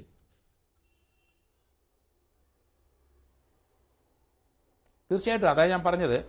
ശ്രീനിവാസൻ എൻ്റെ ഒരു ഓർമ്മ, അദ്ദേഹം അവിടെ വളരെ സീനിയറായ ഒരാളാണ്. അദ്ദേഹം ഇപ്പം വലിയ ആക്ടിവിറ്റീസ് ഒന്നുമില്ല. അദ്ദേഹത്തിന്റെ അങ്ങനെയുള്ള ഒരാളെ അവർ തിരഞ്ഞെടുത്ത് കൊന്നു എന്നുള്ളതാണ്. അതിനോട് നമുക്ക് അവിടെയാണ് ഞാൻ ഈ ഈ പോപ്പുലർ ഫ്രണ്ടിന്റെ പ്രവർത്തകരോട് പറയുന്നത്, നിങ്ങൾ ഇങ്ങനെയുള്ള ഒരു ചിന്ത നല്ലതല്ല. നമ്മുടെ രാജ്യത്തിന്റെ ശ്രേയസിനും ഇന്റഗ്രിറ്റിക്കും അഖണ്ഡതയ്ക്കും ഒന്നും നല്ല കാര്യങ്ങളല്ല ചെയ്യുന്നത്. തീർച്ചയായും അതുകൊണ്ടാണ് ആ സംഘടനയെ, നിങ്ങളുടെ മുസ്ലിം സംഘടനയെ എന്ത് വേണമെങ്കിലും ഇവിടെ പ്രവർത്തിച്ചോളൂ, കുഴപ്പമില്ല. അതിന്റെ എലിമെന്റുകൾ ഇപ്പോഴും കേരളത്തിൽ അവിടെ ഇവിടെ ഉണ്ട്. ഞാൻ കഴിഞ്ഞ ദിവസം ഉണ്ടായ ആ സംഭവം അത് തന്നെയാണ്. അതായത് ഇതൊക്കെ അവസാനിപ്പിക്കണമെന്ന് ജോർജ് ജോസഫ് സാർ പറയുന്നുണ്ടെങ്കിലും അത് സാധ്യമാകുന്ന ഒന്നാണോ? കാരണം ഇപ്പോൾ തന്നെ ഈ PFIക്ക് സർവീസ് വിങ്ങുകൾ ഉണ്ടായിരുന്നു, ഹിറ്റിംഗ് വിങ്, അതായത് കൃത്യമായി പരിശീലനം ലഭിച്ച് കൊല്ലാൻ അല്ലെങ്കിൽ കൊല്ലേണ്ടവരുടെ പട്ടികയിലുള്ളവരെ കൊല്ലാൻ, ആക്രമിക്കേണ്ടവരുടെ പട്ടികയിലുള്ളവരെ ആക്രമിക്കാനൊക്കെ പരിശീലനം നേടുന്ന ലിസ്റ്റുകളും റിപ്പോർട്ടർമാരും ഒക്കെ ഉണ്ടായിരുന്നു എന്നുള്ളതാണ്. അത് അവരുപയോഗിക്കുന്ന ടെക്നിക്കൽ നെയിമുകളാണ് അതൊക്കെ. അപ്പോൾ ഈ PFIയുടെ നിരോധനവുമായി ബന്ധപ്പെട്ട് നമുക്കറിയാം നിരവധി കേസുകൾ എടുത്തിരുന്നു, പിന്നീട് അറസ്റ്റുകൾ ഉണ്ടായിട്ടുണ്ട്, NIAയുടെ റെയ്ഡ് ഉണ്ടായിരുന്നു, EDയുടെ റെയ്ഡ് ഉണ്ടായിരുന്നു. അതിൽ പ്രധാനപ്പെട്ട നേതാക്കളൊക്കെ അഴിക്കുള്ളിലാണ് ഇപ്പോഴും. അപ്പോൾ പോലും ഈ വിങ്ങിലൊക്കെ പെട്ടവർ പുറത്തു തന്നെ ഉണ്ടാകില്ലേ? അവരിപ്പോഴും വലിയ ഭീഷണിയായി തന്നെ നിൽക്കുന്നൊരു സാഹചര്യമില്ലേ രാജ്മോഹൻ സാർ? അല്ല, ഈ ഒരു ഓർഗനൈസേഷൻ അത് ബാൻ ചെയ്താൽ അത് പൂർണ്ണമായി ഇവിടുന്ന് ഇല്ലാതായി എന്ന് നമുക്ക് ആർക്കും പറയാൻ പറ്റില്ല. എസ്പെഷ്യലി ഇതുപോലെ സിമി ഓർഗനൈസേഷൻ, അതായത് PFI ഓർഗനൈസേഷനെ ബാൻ ചെയ്തു വന്നാൽ ആ ബാൻ ഒരു 100% ബാൻ ചെയ്യാൻ ഒക്കില്ല. കാരണം അതിന്റെ ഫ്രിഞ്ച് എലിമെന്റ്സ് പല സ്ഥലത്തും സ്ലീപ്പിംഗ് സെല്ലായിട്ടോ അല്ലെങ്കിൽ ഇതുമായി ബന്ധപ്പെട്ട് മാറി നിൽക്കലോ, അല്ലെങ്കിൽ അതിന് കെമോഫ്ലാഗ് ചെയ്യാൻ വേണ്ടി വേറെ ചില ഓർഗനൈസേഷൻ ഉണ്ടാക്കിയിട്ട് അവിടെ വർക്കൗട്ട്, അവിടെ ഈ കാര്യങ്ങൾ ചെയ്തുകൊണ്ട് മുന്നോട്ട് പോകും. അപ്പൊ നമുക്ക് ബാൻ ചെയ്ത ഒരു ഓർഗനൈസേഷൻ ഫുൾ പ്രൂഫായി ഇവിടുന്ന് അവസാനിപ്പിച്ചെന്ന് പറയാൻ പറ്റില്ല. അപ്പൊ ഇത്തരത്തിലുള്ള organisation government of India ban ചെയ്ത് കഴിഞ്ഞാൽ ഇമ്മീഡിയറ്റ് ആയിട്ട് അവർ വേറെ ചില ഓർഗനൈസേഷൻ ഉണ്ടാക്കും. അപ്പൊ ആ ഓർഗനൈസേഷൻ കുറെ ലീഗലായിട്ട് മുന്നോട്ട് പോകും. കുറെ ലീഗലായി മുന്നോട്ട് പോകുമ്പോൾ അവർ ചിലപ്പോൾ പൊളിറ്റിക്കൽ പാർട്ടിയായി മാറും. പൊളിറ്റിക്കൽ പാർട്ടിയായി കഴിഞ്ഞാൽ ബാൻ ചെയ്യാൻ ബുദ്ധിമുട്ടാണ്. ഇങ്ങനെ പല പ്രശ്നങ്ങളുണ്ട്. അപ്പൊ നമുക്ക് ഈ PFI മാതിരി ഓർഗനൈസേഷനെ ബാൻ ചെയ്തു എന്ന് പറഞ്ഞാൽ 100% ഒരിക്കലും ബാൻ ചെയ്യാൻ പറ്റില്ല. കാരണം ഒരുപാട് സ്ലീപ്പർ സെൽസ് കേരളത്തിന്റെ പല ഭാഗത്ത്, ഇന്ത്യയുടെ പല ഭാഗത്ത്, അല്ലെങ്കിൽ കർണാടക, തമിഴ്നാടിന്റെ പല ഭാഗത്തും ഇപ്പോഴും പ്രവർത്തിക്കുന്നുണ്ട്. അങ്ങനെ ഇപ്പൊ പല പല പല പല പുതുതായി ഈയിടെ റിപ്പോർട്ട് ചെയ്ത, കർണാടകയിൽ റിപ്പോർട്ട് ചെയ്ത കേസുകളൊക്കെ പല സംശയങ്ങളും PFIയുടെ ആക്ടിവിറ്റി ആയിട്ടും അല്ലെങ്കിൽ മുൻ PFIക്കാരുടെ ഒരു ഇൻവോൾവ്മെന്റ് സംശയം പറയുന്നുണ്ട്. അപ്പൊ നമുക്ക് ഒരിക്കലും ഒരു ഫുൾ പ്രൂഫ് ആയിട്ട് എല്ലാം ബാൻ ചെയ്തു എന്ന് പറഞ്ഞാൽ ഒരിക്കലും ശരിയല്ല. പിന്നെ ഇത്തരത്തിലുള്ള ഓർഗനൈസേഷനെ ഇതുപോലെയുള്ള പ്രോപ്പർ ഇൻവെസ്റ്റിഗേഷൻ കണ്ടക്ട് ചെയ്തിട്ട് അതിന്റെ ഹാർഡ് കോർ എലിമെന്റ്സ്, അതിന്റെ മെയിൻ ആൾക്കാർ, അവരെ ജയിലിലായി അടച്ചതിന് ശേഷം അവരെ അത് പുറത്തു വരാതെ നോക്കാൻ വേണ്ടി ഇൻവെസ്റ്റിഗേഷൻ ശരിക്കും നല്ല സിസ്റ്റമാറ്റിക് ആയിട്ടും സസ്റ്റൈൻഡ് ആയിട്ടും ഇൻവെസ്റ്റിഗേഷൻ മുന്നോട്ട് കൊണ്ടുപോയി എല്ലാ തെളിവുകളും ക്രോഡീകരിച്ച് അവരുടെ പേരിൽ UAPA പ്രകാരം കേസ് ചാർജ് ഷീറ്റ് ചെയ്യുക. അങ്ങനെ ഡ്യൂ പ്രോസസ് ഓഫ് ലോ ഉപയോഗിച്ചിട്ട് അവരെ ജയിലിൽ അടച്ചിട്ട് അത് അവർക്ക് മതിയായ പണിഷ്മെന്റ് വാങ്ങിക്കൊടുക്കുക. അപ്പൊ ഇത്തരത്തിലുള്ള അവരെ എലിമെന്റ്സ്, അവരെ ഹാർഡ് കോർ എലിമെന്റ്സിനെ ജയിലിലായി കഴിഞ്ഞാൽ അവരവിടുന്ന് ഇറങ്ങാതിരിക്കും എന്ന് തോന്നുമ്പോൾ തന്നെ ഈ ഒരുപാട് സ്ലീപ്പർ സെല്ലൊക്കെ ഇനാക്റ്റീവ് ആവും. പൂർണ്ണമായി ആവുന്നില്ല, തൽക്കാലത്തെങ്കിലും ഇനാക്റ്റീവ് ആവും. അങ്ങനെ ഒരു ഹൈഡ് ആൻഡ് സീക്ക് ഗെയിമാണ് ഈ ഇൻവെസ്റ്റിഗേറ്റിംഗ് ഏജൻസി അല്ലെങ്കിൽ NIA മാതിരി ഒരു ഏജൻസി അല്ലെങ്കിൽ സ്റ്റേറ്റ് പോലീസ് മാതിരി ഏജൻസി ഒരു ഹൈഡ് ആൻഡ് സീക്ക് ഗെയിം കളിച്ചുകൊണ്ടിരിക്കുകയാണ് കുറെ കാലങ്ങളായി. അതിപ്പോ PFI മാത്രമല്ല, NDF ഉണ്ടാകുമ്പോഴും സിമി ഉണ്ടാകുമ്പോഴും ഒക്കെ ഇതേ ഇഷ്യൂ ആണ്. കാരണം ഈ NDF ഓർഗനൈസേഷൻ, അന്നത്തെ NDF ഓർഗനൈസേഷൻ ഇതുമാതിരി പല എക്സിക്യൂഷൻ ചെയ്യുന്ന പല വിങ്സും ഉണ്ട്. അവിടെ ട്രെയിനിങ് വിങ്സ് ഉണ്ട്, എക്സിക്യൂഷൻ വിങ് ഉണ്ട്. അത് തന്നെ ഇപ്പൊ PFI നടത്തി വരുന്നത്. അപ്പൊ ഇത്തരത്തിലുള്ള ഓർഗനൈസേഷൻ ഇതുമാതിരി പല ഗാങ് ആയി രൂപപ്പെടും, പല ഗ്രൂപ്പായി രൂപപ്പെടും. ആ ഓരോ ഗ്രൂപ്പിനും ഓരോ ഇൻവോൾവ്മെന്റും ഓരോ ആക്ഷനുമാണ്. അപ്പൊ ഇവിടെ ഇപ്പൊ 900 ആൾക്കാരുടെ ഒരു ലിസ്റ്റ് ഉണ്ടാക്കിയെന്ന് പറയുമ്പോൾ 900 ആൾക്കാരെ വധിക്കാനല്ല, ഈ 900 ആൾക്കാരെ അവരത് ശരിക്കും പ്രൊഫൈൽ ചെയ്യും. ആദ്യം 900 ആൾക്കാരുടെ ഒരു പ്രൊഫൈൽ ഉണ്ടാക്കും. ആ പ്രൊഫൈൽ പറയും എന്താണ് അവർ ഇൻവോൾവ്മെന്റ്, എത്രത്തോളം ഹാർഡ് കോർ ആയിട്ടാണ് നമ്മുടെ ഓർഗനൈസേഷൻ അത് എതിർക്കുന്നത്, അല്ലെങ്കിൽ അവരെ കൊണ്ട് എന്താണ് കാര്യമായി എന്തൊക്കെ ബുദ്ധിമുട്ടാണ് നമുക്കുള്ളത്. അങ്ങനെ അവരതിൽ ഗ്രേഡ് ചെയ്യും. ആ ഗ്രേഡ് ചെയ്ത് കഴിഞ്ഞാൽ ഈ ഫിസിക്കൽ ആക്ഷൻ ഫിസിക്കലി അവരെ ടാർഗറ്റ് ചെയ്ത് ഫിസിക്കലായിട്ട് ചെയ്യാൻ വേണ്ടിയിട്ട് കുറച്ച് ആൾക്കാരുണ്ടാവും. കുറച്ച് ആൾക്കാരെ ചിലപ്പോൾ ചില ഓഫീസർമാർ കുറച്ച് ആൾക്കാരുണ്ട് അവരെ ബ്രൈബ് ചെയ്യണമെങ്കിൽ അവർ ബ്രൈബ് ചെയ്തെടുക്കും. അല്ലെങ്കിൽ കുറച്ച് ആൾക്കാരെ വേറെ ചില അവരെ കുടുംബ സംബന്ധമായ അല്ലെങ്കിൽ ഇമോഷണൽ ബ്ലാക്ക് മെയിലിംഗ് നടക്കും. അവർ ചിലപ്പോൾ അവരെ കുടുംബ സംബന്ധമായ പ്രശ്നങ്ങൾ വെച്ചിട്ട് അവരെ പ്രോപ്പർട്ടി ഇഷ്യൂ അത് ഇവർ ഇടപെട്ടിട്ട് അവരതുപോലെ അവരെ ഇമോഷണൽ ആയിട്ട് അവരെ ബ്ലാക്ക് മെയിൽ ചെയ്യും. അങ്ങനെ ഈ ലിസ്റ്റിൽപ്പെട്ട പല ആൾക്കാരെയും അങ്ങനെ അവർ ന്യൂട്രലൈസ് ചെയ്യും. ആ ന്യൂട്രലൈസ് ചെയ്യാൻ വേണ്ടിയിട്ടാണ് ഈ 900 ആൾക്കാർ ലിസ്റ്റ് ഇട്ടാക്കിയിരിക്കുന്നത്. അതിൽ ഹാർഡ് കോർ ആയ ആൾക്കാർ ചിലപ്പെട്ടാകും. കാരണം വെച്ചാൽ ചില ജുഡീഷ്യൽ ഓഫീസേഴ്സ് അല്ലെങ്കിൽ പോലീസ് ഓഫീസേഴ്സ് അല്ലെങ്കിൽ ചില പൊളിറ്റിക്കലോ അല്ലെങ്കിൽ കമ്മ്യൂണലോ പല മറ്റു ഓർഗനൈസേഷൻ ആൾക്കാർ ഇവരൊക്കെ ആണെങ്കിൽ അവരൊക്കെ ലിസ്റ്റ് പ്രോപ്പറായിട്ട് സീരിയസ് ആക്ഷൻ ഉണ്ടാകുക. അവിടെയാണ് ഫിസിക്കൽ ആയിട്ട് നേരത്തെ പറഞ്ഞ മാതിരി ഫിസിക്കൽ അനിഹിലേഷൻ കൊലക്കത്ത് ഇരയാക്കുക അവർ ചില സമയം. അപ്പൊ ഇതൊക്കെയാണ് ഈ ഓർഗനൈസേഷന്റെ ഓരോ ആക്ടിവിറ്റി. അപ്പൊ ഇത് പ്രോപ്പറായി കൺട്രോൾ ചെയ്ത് NIA മാതിരി ഒരു pan India organisation detail investigation conduct ചെയ്ത് ഇതിന്റെ ഹാർഡ് കോർ ആൾക്കാരെ പ്രോപ്പറായി ഡ്യൂ പ്രോസസ് ഓഫ് ലോയിൽ കൂടി അവരെ പേരിൽ പണിഷ്മെന്റ് വാങ്ങിക്കൊടുത്താൽ ഒരു പരിധി വരെ നമുക്ക് ഇത് കൺട്രോൾ ചെയ്യാൻ പറ്റും എന്നാണ് എനിക്ക് തോന്നുന്നത്. യെസ്, അഡ്വക്കേറ്റ് അനിൽ വിളയിൽ, ഇവിടെ ഇതാ ഈ KP ശശികലയാകട്ടെ വത്സൻ തില്ലങ്കേരി ആകട്ടെ അവരൊക്കെ ഒരു പ്രത്യേക ആശയധാരയിലൂടെ മുന്നോട്ട് പോകുന്നവർ ആണ്. പക്ഷേ ഒരു റിട്ടയേർഡ് ജഡ്ജി, അതിപ്പോൾ ജോർജ് ജോസഫ് സാർ പറഞ്ഞതുപോലെ ഏതെങ്കിലും ഒരു വിധി പ്രസ്താവത്തിൻ്റെ അടിസ്ഥാനത്തിലൊക്കെ തന്നെ ആകണം. അതായത് PDF-നെ എതിർക്കുകയോ ആ ആശയധാരയെ വിമർശിക്കുകയോ ചെയ്യുന്നവർ അതിപ്പോൾ മറുഭാഗത്ത് അത്ര തീവ്രമായ നിലപാടുകൾ സ്വീകരിക്കുന്നവരാകണമെന്നില്ല. ആലുവയിൽ നിന്ന് തന്നെയുള്ള മറ്റ് ചില പേരുകൾ കൂടി ഉണ്ട് എന്നുള്ളതാണ്. അത് കൃത്യമായ സ്ഥിരീകരണത്തിലേക്ക് എത്താതെ ഞങ്ങൾക്ക് ആ പേരുകൾ പുറത്തുവിടാൻ ബുദ്ധിമുട്ടുണ്ട് എന്നതുകൊണ്ടാണ് ഞങ്ങൾ ആ പേരുകൾ പങ്കുവെക്കാത്തത്. അപ്പോൾ ഈ സൂചിപ്പിക്കുന്ന പോലെ ഒരു പക്ഷേ ഇതൊക്കെ ചിലരെ മാത്രം ബാധിക്കുന്ന വിഷയം എന്ന് കരുതുന്ന ഒരു വലിയ വിഭാഗം ആളുകൾ ഉണ്ട്. അവർ കൂടി അവരുടെ ആ ചിന്തയും അത്തരം കണക്കുകൂട്ടലുമൊക്കെ തെറ്റാണ് എന്നുകൂടിയാണോ ഈ ലിസ്റ്റിലെ വിവരങ്ങൾ പുറത്തു വരുമ്പോൾ മനസ്സിലാക്കേണ്ടത്? ഇത് ഒരു ഫിയർ ഫാക്ടർ സൃഷ്ടിക്കുക എന്നുള്ള ഒരു വലിയ ലക്ഷ്യത്തിന്റെ ഭാഗമായിട്ടാണ് ഒരു ജില്ലാ ജഡ്ജിയുടെ പേരും ഇതിനകത്ത് വന്നത്. നമ്മൾ ശ്രദ്ധിക്കേണ്ടത് രഞ്ജിത്ത് ശ്രീനിവാസന്റെ വധത്തിന് ശേഷം അതിനകത്ത് ഉൾപ്പെട്ട പ്രതികളെ ശിക്ഷിച്ചുകൊണ്ട് മാവേലിക്കര അഡീഷണൽ ജില്ലാ ജഡ്ജിയായിട്ടുള്ള ഒരു ശ്രീമതി, പേര് ഞാൻ പറയുന്നില്ല, വിധി പ്രഖ്യാപിച്ചപ്പോൾ ആ ജില്ലാ ജഡ്ജിക്കെതിരെ നടന്ന വ്യാപകമായിട്ടുള്ള സൈബർ ആക്രമണം ഉണ്ടായിരുന്നു. അതൊരു സൂചനയല്ല, അത് തീർത്തും ശരിയായ ഒരു കാര്യം തന്നെയാണ്. ഇത്തരത്തിൽ ഞങ്ങൾക്കെതിരെ ഏതെങ്കിലും ശിക്ഷാവിധി നടപ്പാക്കുകയോ ഞങ്ങളുടെ ഏതെങ്കിലും പ്രവർത്തകന് ജാമ്യം നൽകാതിരിക്കുകയോ ചെയ്താൽ നിങ്ങളുടെയൊക്കെ അവസ്ഥ ഇതേ ആയിരിക്കും. നിങ്ങൾ ഈ അധികാരത്തിൽ ഇരുന്നതിന് ശേഷം പുറത്തിറങ്ങുമ്പോൾ നിങ്ങൾക്കും നിങ്ങളുടെ കുടുംബാംഗങ്ങൾക്കും ഞങ്ങൾ പ്രശ്നങ്ങൾ ഉണ്ടാക്കും, നിങ്ങൾ സൂക്ഷിച്ചോ എന്നുള്ള ഒരു സന്ദേശമാണ് ഇത്തരത്തിലുള്ള പ്രക്രിയയിൽ കൂടി നടക്കുന്നത്. അത് ജുഡീഷ്യറിയോട് മാത്രമല്ല, പോലീസ് ഉദ്യോഗസ്ഥരോടും പൊതുപ്രവർത്തകരോടും സർക്കാർ ഉദ്യോഗസ്ഥരോടും തങ്ങളുടെ സിസ്റ്റത്തിന് എതിരായി നിൽക്കുന്ന ഏതൊരു വ്യക്തിക്കെതിരെയും ഉള്ള ഒരു ഫിയർ ഫാക്ടർ സൃഷ്ടിക്കലാണ് ഇതിന്റെ ഭാഗമായിട്ടാണ് ഈ ജില്ലാ ജഡ്ജിക്ക് ഇത്തരത്തിലുള്ള ഹിറ്റ് ലിസ്റ്റിൽ പേര് വന്ന്. നമ്മൾ ഈ സ്ലീപ്പർ സെൽ എന്ന വാക്ക് ഇനി ഉപയോഗിക്കുന്നത് ശരിയല്ല. അത് സ്ലീപ്ലെസ് സെല്ല് തന്നെയാണ്. ഉറക്കമില്ലാത്ത ധാരാളം പ്രവർത്തകർ പോപ്പുലർ ഫ്രണ്ടിന്റെ നിരോധനത്തിന് ശേഷവും ഉറക്കമില്ലാതെ തങ്ങളുടെ സ്വപ്നമായിട്ടുള്ള ഇസ്ലാമിക രാഷ്ട്രം സൃഷ്ടിക്കുക എന്നുള്ള ആത്യന്തികമായ ലക്ഷ്യത്തിന് വേണ്ടി ഉറക്കമില്ലാതെ കേരളത്തിൽ നല്ല ഭാരതത്തിലെമ്പാടും ആയിരക്കണക്കിന് ലക്ഷക്കണക്കിന് പോപ്പുലർ ഫ്രണ്ടിന്റെ പ്രവർത്തകർ വസിക്കുന്നുണ്ട്. നമ്മൾ ശ്രദ്ധിക്കേണ്ട ഒരു മേഖലയല്ല, ഇത് ജുഡീഷ്യറിയുടെ ഭാഗമായിട്ടുണ്ട്. കേരളത്തിലെ ഇപ്പോൾ നിലമ്പൂർ ഇലക്ഷൻ നടന്നു, ഇതുമായി കണക്ട് ചെയ്തൊരു കാര്യം പറയേണ്ടതുണ്ട്. നിലമ്പൂരിലെ ഇപ്പോൾ ജയിച്ച ആര്യാടൻ ഷൗക്കത്തിന്റെ പിതാവായിരുന്ന ആര്യാടൻ മുഹമ്മദ് കുറെ വർഷങ്ങൾക്ക് മുമ്പ് കേരള നിയമസഭയിൽ ഒരു ചോദ്യം ചോദിച്ചിരുന്നു. കേരളത്തിലെ സമാന്തര ഇസ്ലാമിക കോടതി പ്രവർത്തിക്കുന്നുണ്ടോ എന്നായിരുന്നു ആ ചോദ്യം. നിയമസഭയിൽ ഒരു ചോദ്യമാണ്. അന്നത്തെ ആഭ്യന്തരമന്ത്രിയായിരുന്ന ശ്രീ കോടിയേരി ബാലകൃഷ്ണൻ വളരെ കൃത്യമായി നിയമസഭയിൽ മറുപടി നൽകി. കോടതിയുടെ പേര് അദ്ദേഹം പറഞ്ഞ ദാറുൽ ഖ്വാസ എന്ന പേരില് നിലമ്പൂരില് സമാന്തര ഇസ്ലാമിക കോടതിയുടെ ഉദ്ഘാടനം നിർവഹിച്ചിട്ടുണ്ട് എന്നും മുസ്ലിം പേഴ്സണൽ ലോ ബോർഡിന്റെ ചെയർമാൻ വന്നാണ് ആ കോടതി ഉദ്ഘാടനം ചെയ്തതെന്നും ഇമാം കൗൺസിൽ ഈ പോപ്പുലർ ഫ്രണ്ടിന്റെ ഒരു വിഭാഗമാണ്, അവരുടെ നേതൃത്വത്തിലാണ് ആ കോടതി പ്രവർത്തിക്കുന്നതെന്നും കേരള നിയമസഭയിലെ രേഖയുണ്ട്. കോടിയേരി ബാലകൃഷ്ണൻ പറഞ്ഞ ഉത്തരമുണ്ട്. ശ്രീ ആര്യാടൻ മുഹമ്മദ് ചോദിച്ച ചോദ്യമുണ്ട്. അപ്പോൾ എല്ലാ മേഖലകളിലും തങ്ങളുടേതായിട്ടുള്ള ആധിപത്യം പുലർത്താനുള്ള ഒരു തീവ്രമായ ശ്രമമാണ് പോപ്പുലർ ഫ്രണ്ടിന്റെ നേതൃത്വത്തിൽ നടക്കുന്നത്.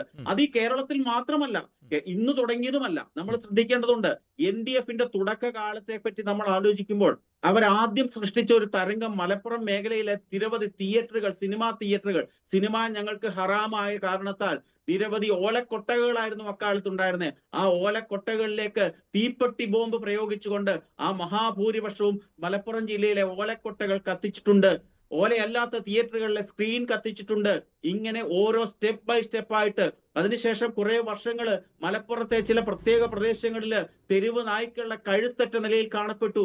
ഒന്നോ രണ്ടോ അല്ല, 100 കണക്കിന് തെരുവ് നായ്ക്കളുടെ കഴുത്തറുത്തുകൊണ്ട് ആയുധ പരിശീലനം നടപ്പാക്കാനും ഈ പോപ്പുലർ ഫ്രണ്ടിന് സാധിച്ചിട്ടുണ്ട് എന്ന് പറയുമ്പോഴാണ് അവർ എത്രമാത്രം അതിന്റെ മുന്നൊരുക്കങ്ങൾ കേരളത്തിൽ നടപ്പാക്കിയിട്ടുള്ളത്. അങ്ങനെ തിയേറ്റർ കത്തിച്ചുകൊണ്ട്, അങ്ങനെ അപ്രകാരം, അതുപോലെ തന്നെ സ്കൂളുകളിൽ ദേശീയഗാനം ആലപിക്കുന്നതിനെതിരായിട്ട് ഭാരതാംബയ്ക്കെതിരെയുള്ള പ്രചരണം ഇന്നല്ല തുടങ്ങിയത്. അതിനു മുമ്പ് തന്നെ കൊല്ലത്തെ ഒരു സ്കൂളില് വന്ദേമാതരത്തിന്റെ നൃത്തശില്പം ആവിഷ്കരിക്കാൻ ശ്രമിച്ചപ്പോൾ അതിനെതിരെ കൊലവിളി നടത്തിയ ആ പ്രഥമാധ്യാപകനെ ഒരു പ്രത്യേകമായ മാനസികാവസ്ഥയിൽ എത്തിച്ചുകൊണ്ട് ആ പരിപാടി ക്യാൻസൽ ചെയ്യിച്ച് ഇങ്ങനെ ക്രമേണ കേരള രാഷ്ട്രീയത്തില് ഈ ശക്തി വളർന്നു വന്നതിന്റെ ഏറ്റവും അവസാനത്തെ ഒരു ഉദാഹരണം മാത്രമാണ് ഈ 970 പേരുടെ ഹിറ്റ് ലിസ്റ്റ് എന്ന് പറയുന്നത്. അത് വലിയൊരു കണക്കൊന്നുമല്ല. നേരത്തെ സൂചിപ്പിച്ചതുപോലെ തന്നെ ഇത് വളരെ വലിയൊരു സംഖ്യ ഇവരുടെ കയ്യിലുണ്ട്. നമ്മൾ ഓർക്കണം, ഒരാളുടെ പോക്കറ്റിലെ പേഴ്സിനകത്ത് ഇരിക്കുന്ന സാധാരണ നോട്ടുകളായിരിക്കാം, അല്ലെങ്കിൽ ATM കാർഡായിരിക്കാം. ആ സാഹചര്യത്തില് തനിക്ക് കൊല്ലേണ്ട ആളിന്റെ ലിസ്റ്റും വെച്ചുകൊണ്ട് ഈ ഭാരതത്തിൽ നടക്കാൻ സാധിക്കുക എന്ന് പറയുമ്പോൾ അതിനുണ്ടായിട്ടുള്ള രാഷ്ട്രീയമായ പിൻബലം കേരളത്തിലെ ഇടതുമുന്നണിയും വലതുമുന്നണിയും നൽകിയതാണ്. എവിടെങ്കിലും ലോകത്ത് സാധിക്കുന്നതാണോ എനിക്ക് ഇന്ന ആളിനെ കൊല്ലണം, ആ ആളിന്റെ പേര് ഞാൻ പോക്കറ്റിൽ വെച്ചുകൊണ്ട്, ആ ആളിന്റെ ഫോട്ടോ വെച്ചുകൊണ്ട്, ആ ആൾ കടന്നു വരാൻ സാധ്യതയുള്ള വണ്ടി നമ്പർ കുറിച്ച് വെച്ചുകൊണ്ട് ഞാൻ നടക്കുക എന്ന് പറയുന്നത് കേരളത്തിൽ മാത്രം സാധിക്കുന്ന ഒരു രാഷ്ട്രീയ പ്രവർത്തനമാണ്. പോപ്പുലർ ഫ്രണ്ട് എന്ന് പറയുന്ന പ്രസ്ഥാനം നിരോധിക്കപ്പെട്ടിട്ടില്ല എന്നുള്ളതാണ് യാഥാർത്ഥ്യം. അത് രേഖകളിൽ മാത്രമായിരിക്കാം നിരോധനം. അത് പല രൂപത്തിലും പല ഭാവത്തിലും പല വ്യത്യസ്തമായ വേഷവിധാനങ്ങളിൽ കൂടിയും പകൽ UDFും പകൽ LDFുമായിട്ട് കേരളത്തിൽ അങ്ങോളവും ഇങ്ങോളം അവർ പ്രവർത്തിക്കുന്നുണ്ട്. അവരുടെ റിപ്പോർട്ടർ മാത്രമല്ല, എല്ലാ മേഖലകളിലും ജുഡീഷ്യറി ഉൾപ്പെടെ, ഞാൻ നേരത്തെ സൂചിപ്പിച്ച ജുഡീഷ്യറി ഉൾപ്പെടെയുള്ള സകല മേഖലകളിലും പോലീസ് ഉദ്യോഗസ്ഥനായിരുന്ന ഒരു ബിജു എന്ന് പറയുന്ന ഇന്റലിജൻസ് സെല്ലിലെ കമ്പ്യൂട്ടർ സെല്ലിലുണ്ടായിരുന്ന ഒരാള്, അതുപോലെ തന്നെ കേരള പോലീസിലുണ്ടല്ലോ പച്ചവെളിച്ചം അടക്കം വലിയ തോതിൽ ചർച്ച ചെയ്യപ്പെട്ട ഒന്നാണ്. തീർച്ചയായും അഖിൽ, അവിടെയാണ്, അതായത് 2022 PFIയുടെ നിരോധനവുമായി ബന്ധപ്പെട്ട 5 RSS നേതാക്കൾക്ക് വൈ കാറ്റഗറി സുരക്ഷ ഏർപ്പെടുത്തിയിരുന്നു. അതൊക്കെ ഇന്റലിജൻസ് റിപ്പോർട്ടിന്റെ അടിസ്ഥാനത്തിലാണ്. പക്ഷേ ആ പേരുകളൊന്നും വളരെ കൃത്യമായി പുറത്തുവിട്ടിരുന്നില്ല. പക്ഷേ അപ്പോഴും ആ വാർത്ത പുറത്തു വരുമ്പോഴും ഒക്കെ ഈ 2022 സംശയങ്ങളുണ്ടായിരുന്നു, ഇതൊക്കെ ശരിയാണോ എന്ന മട്ടിൽ. അതിനുശേഷം ഈ സൂചിപ്പിച്ചതുപോലെ ഇപ്പോൾ സംസ്ഥാന സർക്കാർ നടപടിയെടുക്കുന്നില്ല എന്ന് പറയുമ്പോഴും ഇത്തരം ഈ പോലീസ് സേനയിലൊക്കെയുള്ള പച്ചവെളിച്ചം പോലെയുള്ള സംഘടനാ പ്രവർത്തനങ്ങളൊക്കെ കണ്ടെത്തുകയും നടപടിയെടുക്കുകയും ചെയ്തിരുന്നു. അപ്പോൾ സംസ്ഥാനങ്ങൾക്ക് ഈ വിഷയത്തിൽ ഒരു പരിധിവരെയൊക്കെ പരിധിയില്ലേ? ഇത്തരം കേന്ദ്ര ഇടപെടലുകളും പരിശോധനകളും തന്നെയല്ലേ അതിൽ മുഖ്യമായും മുന്നോട്ട് കൊണ്ടുപോകേണ്ടത്? ഒരു ചെറിയ കാര്യം കൂടെ, മലപ്പുറം ജില്ലയിലെ മിടുക്കനായ ഒരു പോലീസ് ഓഫീസർ ഉണ്ടായിരുന്നു, അരുൺകുമാർ സിൻഹ ജൂനിയർ എന്ന് പറയുന്ന വ്യക്തി. അദ്ദേഹം മലപ്പുറം ജില്ലയുടെ പോലീസ് മേധാവിയായിരുന്ന കാലഘട്ടത്തില് ഇസ്ലാമിക തീവ്രവാദ ശക്തികളുടെ NDFന്റെ ഒക്കെ വളർച്ചയെ പറ്റി വളരെ കൃത്യമായ സമഗ്രമായ റിപ്പോർട്ട് സംസ്ഥാന സർക്കാരിന് നൽകിയിരുന്നു, എല്ലാ കാര്യങ്ങളും പറഞ്ഞുകൊണ്ട്. പക്ഷേ സംസ്ഥാന സർക്കാർ അത് കണ്ണടക്കിയായിരുന്നു. ആ റിപ്പോർട്ട് വെളിച്ചത്ത് കൊണ്ടുവന്ന് അതിനെപ്പറ്റി സമഗ്രമായ ഒരു അന്വേഷണം ആ കാലത്തെ തുടങ്ങിയിരുന്നുവെങ്കിൽ ഇന്ന് ഇത്രമാത്രം ഗുരുതരമായ ഒരു സാഹചര്യം തീർച്ചയായും അവിടെയാണ് അഖിൽ. അവിടെ സ്വാഭാവികമായും സംസ്ഥാന സർക്കാരുകളെ സംബന്ധിച്ചിടത്തോളം ചില പരിമിതികളില്ലേ അഖിൽ? ഒരു പരിമിതിയില്ല, രാഷ്ട്രീയ നേട്ടം മാത്രമേ ഉള്ളൂ, അവർക്ക് വോട്ട് ബാങ്ക് വേണം. ശരി, ഞാൻ അഖിലിലേക്ക് പോകുന്നു. റൈറ്റ്, അഖിൽ പറയൂ. എന്ത് പരിമിതിയാണുള്ളത്? ഒരു സംസ്ഥാന സർക്കാരിന്റെ ഉത്തരവാദിത്വം എന്താണ്? ആ സംസ്ഥാന സർക്കാരിന്റെ ഉത്തരവാദിത്വം ക്രമസമാധാന നില കൃത്യമാക്കുക, അവിടെ പൊതുജനങ്ങൾക്ക് കൃത്യമായി ജീവിക്കാൻ പറ്റുന്ന സാഹചര്യം ഒരുക്കുക, ഇത്തരത്തിൽ വരുന്ന വിഘടനവാദ പ്രവർത്തനങ്ങളും തീവ്രവാദ പ്രവർത്തനങ്ങളും തടയുക എന്നുള്ളത് തന്നെയാണ് സംസ്ഥാന സർക്കാരിന്റെ ആഭ്യന്തര വകുപ്പ് കൃത്യമായി അല്ല, ഈ ഞാൻ കാര്യങ്ങളിൽ സൂചിപ്പിച്ചത് ഇപ്പോൾ ഇടപെടേണ്ടതല്ല. അതിനുശേഷം അല്ല, നമ്മൾ ഈ കൊലവിളി മുദ്രാവാക്യമൊക്കെ കേരളത്തിൽ കേട്ടതാണല്ലോ. ആ സമയത്തൊക്കെ അത് കേസ് അതാണ് രജിസ്റ്റർ നമ്മൾ ചെയ്യുകയും ചർച്ച നടപടിയുമായി ചെയ്യേണ്ടത്. മുന്നോട്ട് പോവുകയും ഒക്കെ ചെയ്തു. ഇതാ ഇപ്പോൾ ഇല്ല, ഈ അതൊക്കെയാണ് വിചാരണ താങ്കൾ ഞാൻ നേരത്തെ സൂചിപ്പിച്ച ഒന്നാണ്. പിണറായി നടന്നിട്ടുള്ള മുഖ്യമന്ത്രിയുടെ മണ്ഡലത്തിൽ തന്നെയാണ്. അവിടെ നടന്ന വിചാരണയിൽ വളരെ പെട്ടെന്ന് തന്നെ 3 SDPI പ്രവർത്തകരാണ് അതിൽ അറസ്റ്റിലായിട്ടുള്ളത്. അങ്ങനെയുള്ള നടപടികളുമായി സംസ്ഥാന സർക്കാരും പോകുന്നുണ്ടല്ലോ. അല്ല, ഏതെങ്കിലും ഒരു കേസിൽ ആരെങ്കിലും അറസ്റ്റ് ചെയ്തുകൊണ്ട് മാത്രം ഈ പ്രശ്നങ്ങൾ തീരാൻ പോവുകയാണ്. നേരത്തെ ഇവിടെ സൂചിപ്പിച്ചു 2022 PFI നിരോധിച്ച സമയം മുതലുള്ള കാര്യങ്ങൾ. ഇത് എത്രയോ കാലങ്ങളായിട്ട് ഞങ്ങൾ ഇത് പറഞ്ഞുകൊണ്ടിരിക്കുന്നതാണ്. കേരളത്തിലാണ് എന്താണ് ഇങ്ങനെ, കേരളത്തിൽ മാത്രം എന്താണ് ഇങ്ങനെ? ഇതൊരു ചോദ്യമല്ലേ? എന്തുകൊണ്ടാണ് കേരളത്തിൽ ഇത്രയും വളക്കൂറുള്ള അല്ല, കേരളത്തിൽ മാത്രമെന്ന് നമുക്ക് പറയാനാവില്ല. രാജ്യവ്യാപകമായി 15 കേന്ദ്രങ്ങളിലടക്കം അന്ന് നടന്ന റെയ്ഡ് താങ്കൾ സൂചിപ്പിച്ചത് ശരിയാണ്. കേരളത്തിൽ ഇതിന്റെ ഒരു തട്ടകമായി മാറുന്നോ എന്ന സംശയം ഉയരുന്നുണ്ട്. അതിൽ ഞാൻ യോജിക്കുന്നു. അതിലേക്കാണ് ഞാൻ വരുന്നത്. രാജ്യത്ത് മുഴുവനും ഇത്തരത്തിലുള്ള വിഘടന പ്രവർത്തനങ്ങളും തീവ്രവാദ പ്രവർത്തനങ്ങളും ഒക്കെ നടക്കുന്നുണ്ട്. പക്ഷേ അറസ്റ്റ് ചെയ്യപ്പെടുന്ന മലയാളികൾ അത് എത്രത്തോളം വലുതാണ്, എത്രത്തോളം എണ്ണത്തിൽ കൂടുതലുണ്ട്? അത് ഈ കേരളത്തിന്റെ സർക്കാർ സംവിധാനം അവരെ സഹായിക്കുന്ന നിലപാടാണ്. സ്റ്റുഡിയോ വിഷയം വന്നു. നമുക്കറിയാം, ഓപ്പറേഷൻ സിന്ദൂറില് ഈ വിഘടനവാദ തീവ്രവാദ പ്രസ്ഥാനങ്ങൾ SDPI, പോപ്പുലർ ഫ്രണ്ട്, അല്ലെങ്കിൽ അത്തരത്തിലുള്ള ജമാഅത്തെ ഇസ്ലാമി, PDPI പോലുള്ള തീവ്രവാദ സംഘടനകളുടെ നിലപാടെന്തായിരുന്നു? രാജ്യത്തിനൊപ്പമായിരുന്നത്. അവർ രാജ്യത്തിനൊപ്പമല്ലായിരുന്നു. അവർ പാകിസ്ഥാന് വേണ്ടിയിട്ടും അല്ലെങ്കിൽ താലിബാന് വേണ്ടിയിട്ടും ഒക്കെ പ്രവർത്തിക്കുന്ന, അവർക്ക് വേണ്ടി വാദിക്കുന്ന ഈ കേരളത്തിന്റെ മണ്ണിൽ, ഈ രാജ്യത്ത് നിന്നുകൊണ്ടാണ് അവർ ഇത്തരത്തിലുള്ള നെറുകേടുകൾ ചെയ്തുകൊണ്ടിരിക്കുന്നത്. ഇപ്പൊ നമുക്കറിയാം, ഇപ്പൊ ഈ ലൈവ് തുടങ്ങുന്നതിന് മുമ്പ് ഭാരതാംബ വിഷയവുമായി ബന്ധപ്പെട്ടുകൊണ്ട് ഗവർണർ അവിടെ ഛായാദിത്യം വെച്ചതുമായി ബന്ധപ്പെട്ടുള്ള ചർച്ചകൾ നടന്നു. എന്താണ് CPM-ഉം കോൺഗ്രസും അതോടൊപ്പം SFIയും DYFI കൂടെ കാണിച്ചു കൊടുക്കുന്നത്? രാജ്യത്തിന്റെ ഇത്തരത്തിലുള്ള പ്രതീകങ്ങളെ, രാജ്യത്തിന്റെ സംസ്കാരങ്ങളെ, നമ്മുടെ നാടിന്റെ ബിംബങ്ങളെ, അതെല്ലാം ഇത്തരത്തിലുള്ള തീവ്രവാദ സംഘടനകൾക്കും അല്ലെങ്കിൽ ചില വിഭാഗങ്ങൾക്ക് വേണ്ടിയിട്ട് അവരെ പ്രീണിപ്പിക്കുവാൻ വേണ്ടി, അവരെ സന്തോഷിപ്പിക്കുവാൻ വേണ്ടി ഞങ്ങൾ നിങ്ങളുടെ കൂടെയാണ് എന്ന് കാണിക്കാൻ വേണ്ടിയിട്ടുള്ള നാടകങ്ങളാണ് ഇവിടെ നടന്നുകൊണ്ടിരിക്കുന്നത്. അതിന്റെ ഭാഗമായിട്ടാണ് ഈ ഭാരതാംബ വിഷയവും ഒക്കെ ഇവിടെ നടന്നുകൊണ്ടിരിക്കുന്നത്. നമ്മൾ ഇതെല്ലാം കൂട്ടി വായിക്കേണ്ട വിഷയങ്ങളാണ്. അതോടൊപ്പം തന്നെ നമ്മൾ കേരളത്തിൽ ചർച്ച ചെയ്ത വിഷയമാണ് ലഹരി ജിഹാദ്. ലഹരിയുടെ പേരിൽ യുവാക്കളെ, യുവതികളെ ആകർഷിച്ചുകൊണ്ട് മത തീവ്രവാദ പ്രവർത്തനങ്ങൾക്ക് ഉപയോഗിക്കുന്നു. ലവ് ജിഹാദ് ഈ കേരളത്തിൽ ചർച്ച ചെയ്യപ്പെട്ടതാണ്. നമ്മുടെ കേരളത്തിലെ പല ക്രൈസ്തവ മത പുരോഹിതന്മാരും ആ വിഷയത്തിൽ കൃത്യമായ നിലപാടെടുത്ത ആളുകളാണ്. എന്താണ് ഈ കേരളത്തിന്റെ രാഷ്ട്രീയ പ്രസ്ഥാനങ്ങൾക്ക്, കോൺഗ്രസിനും കമ്മ്യൂണിസ്റ്റ് പാർട്ടിക്കും പറയാനായിട്ടുള്ളത്? ഇന്ന് കേരളം ഭരിക്കുന്ന CPM-ന് എന്താണ് പറയാനായിട്ടുള്ളത്? അപ്പോ കേരളത്തില് മലയാളികൾക്കുള്ളിൽ ഇങ്ങനെ ഒളിഞ്ഞിരിക്കുന്ന, നേരത്തെ അനിൽ സാർ സൂചിപ്പിച്ച പോലെ, അവർ ഉറങ്ങിക്കിടക്കുകയല്ല, അവർ ഉണർന്നിരിക്കുകയാണ്. ഈ കേരളത്തില് അല്ലെങ്കിൽ നമ്മുടെ രാജ്യത്ത് മത രാഷ്ട്രം കൊണ്ടുവന്നുകൊണ്ട് വിഘടനവാദ പ്രവർത്തനങ്ങൾ നടത്തിക്കൊണ്ട് അവരുടെ കയ്യിൽ നിർത്തണം, അതിനു വേണ്ടിയിട്ടുള്ള പ്രവർത്തനങ്ങളുമായി അവർ മുന്നോട്ട് പോകുമ്പോൾ അതിനെ കണ്ടില്ലെന്ന് നടിച്ചുകൊണ്ട് വോട്ട് ബാങ്ക് ലക്ഷ്യം വെച്ചുകൊണ്ട് നടത്തിയിരിക്കുന്ന പ്രവർത്തനങ്ങളുടെ വിലയാണ് നേരത്തെ ഇവിടെ സൂചിപ്പിച്ചു. പോലീസിലെ പച്ചവെളിച്ചം, ആ പച്ചവെളിച്ചങ്ങൾ ഒരുപാടുണ്ട്. അത്തരത്തിൽ സഹായിക്കുന്ന ആളുകളുണ്ട്.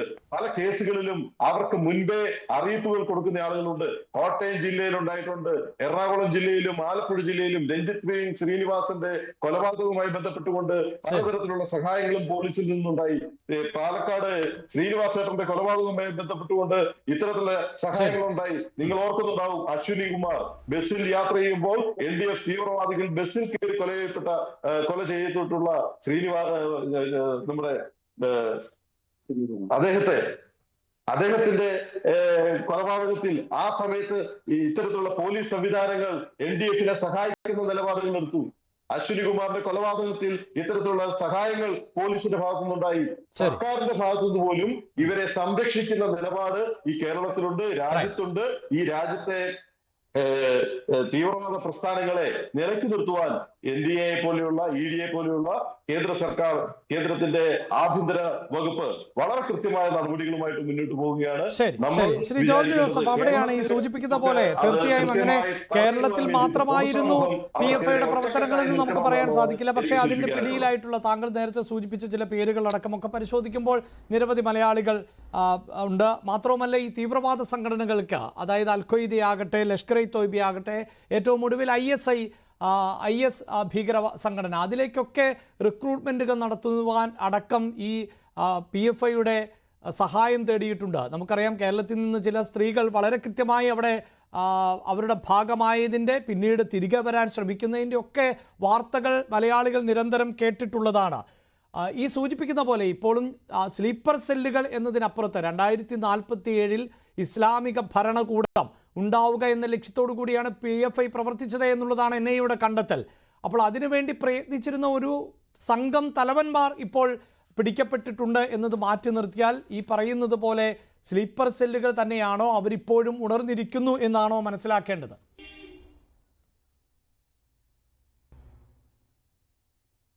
എനിക്ക് അങ്ങനെ തന്നെയാണ് തോന്നുന്നത്. കാരണം കുറേ ശാന്തമായിട്ടിരുന്നിട്ട് ഇപ്പോഴേ ആ പിണറായിലുണ്ടായ സംഭവം SDPIക്കാർ അവരൊരു വിചാരണ അവിടെ നടത്തി. 5.5 മണിക്കൂറാണ് ആ ആളെ അവിടെ പിടിച്ചുകൊണ്ട് പോയത്. അവിടെ കൊണ്ടുപോയി അതിന് ശേഷം SDPIയുടെ ഓഫീസിൽ കൊണ്ടുപോയി അവർ 2 വീട്ടുകാരെയും വിളിച്ചിട്ട് എന്താണ് പോലീസ് അധികാരം പോലെയാണോ അവർ ഈ കാണിക്കുന്നതെല്ലാം മനസ്സിലാകുന്നില്ല എനിക്ക്.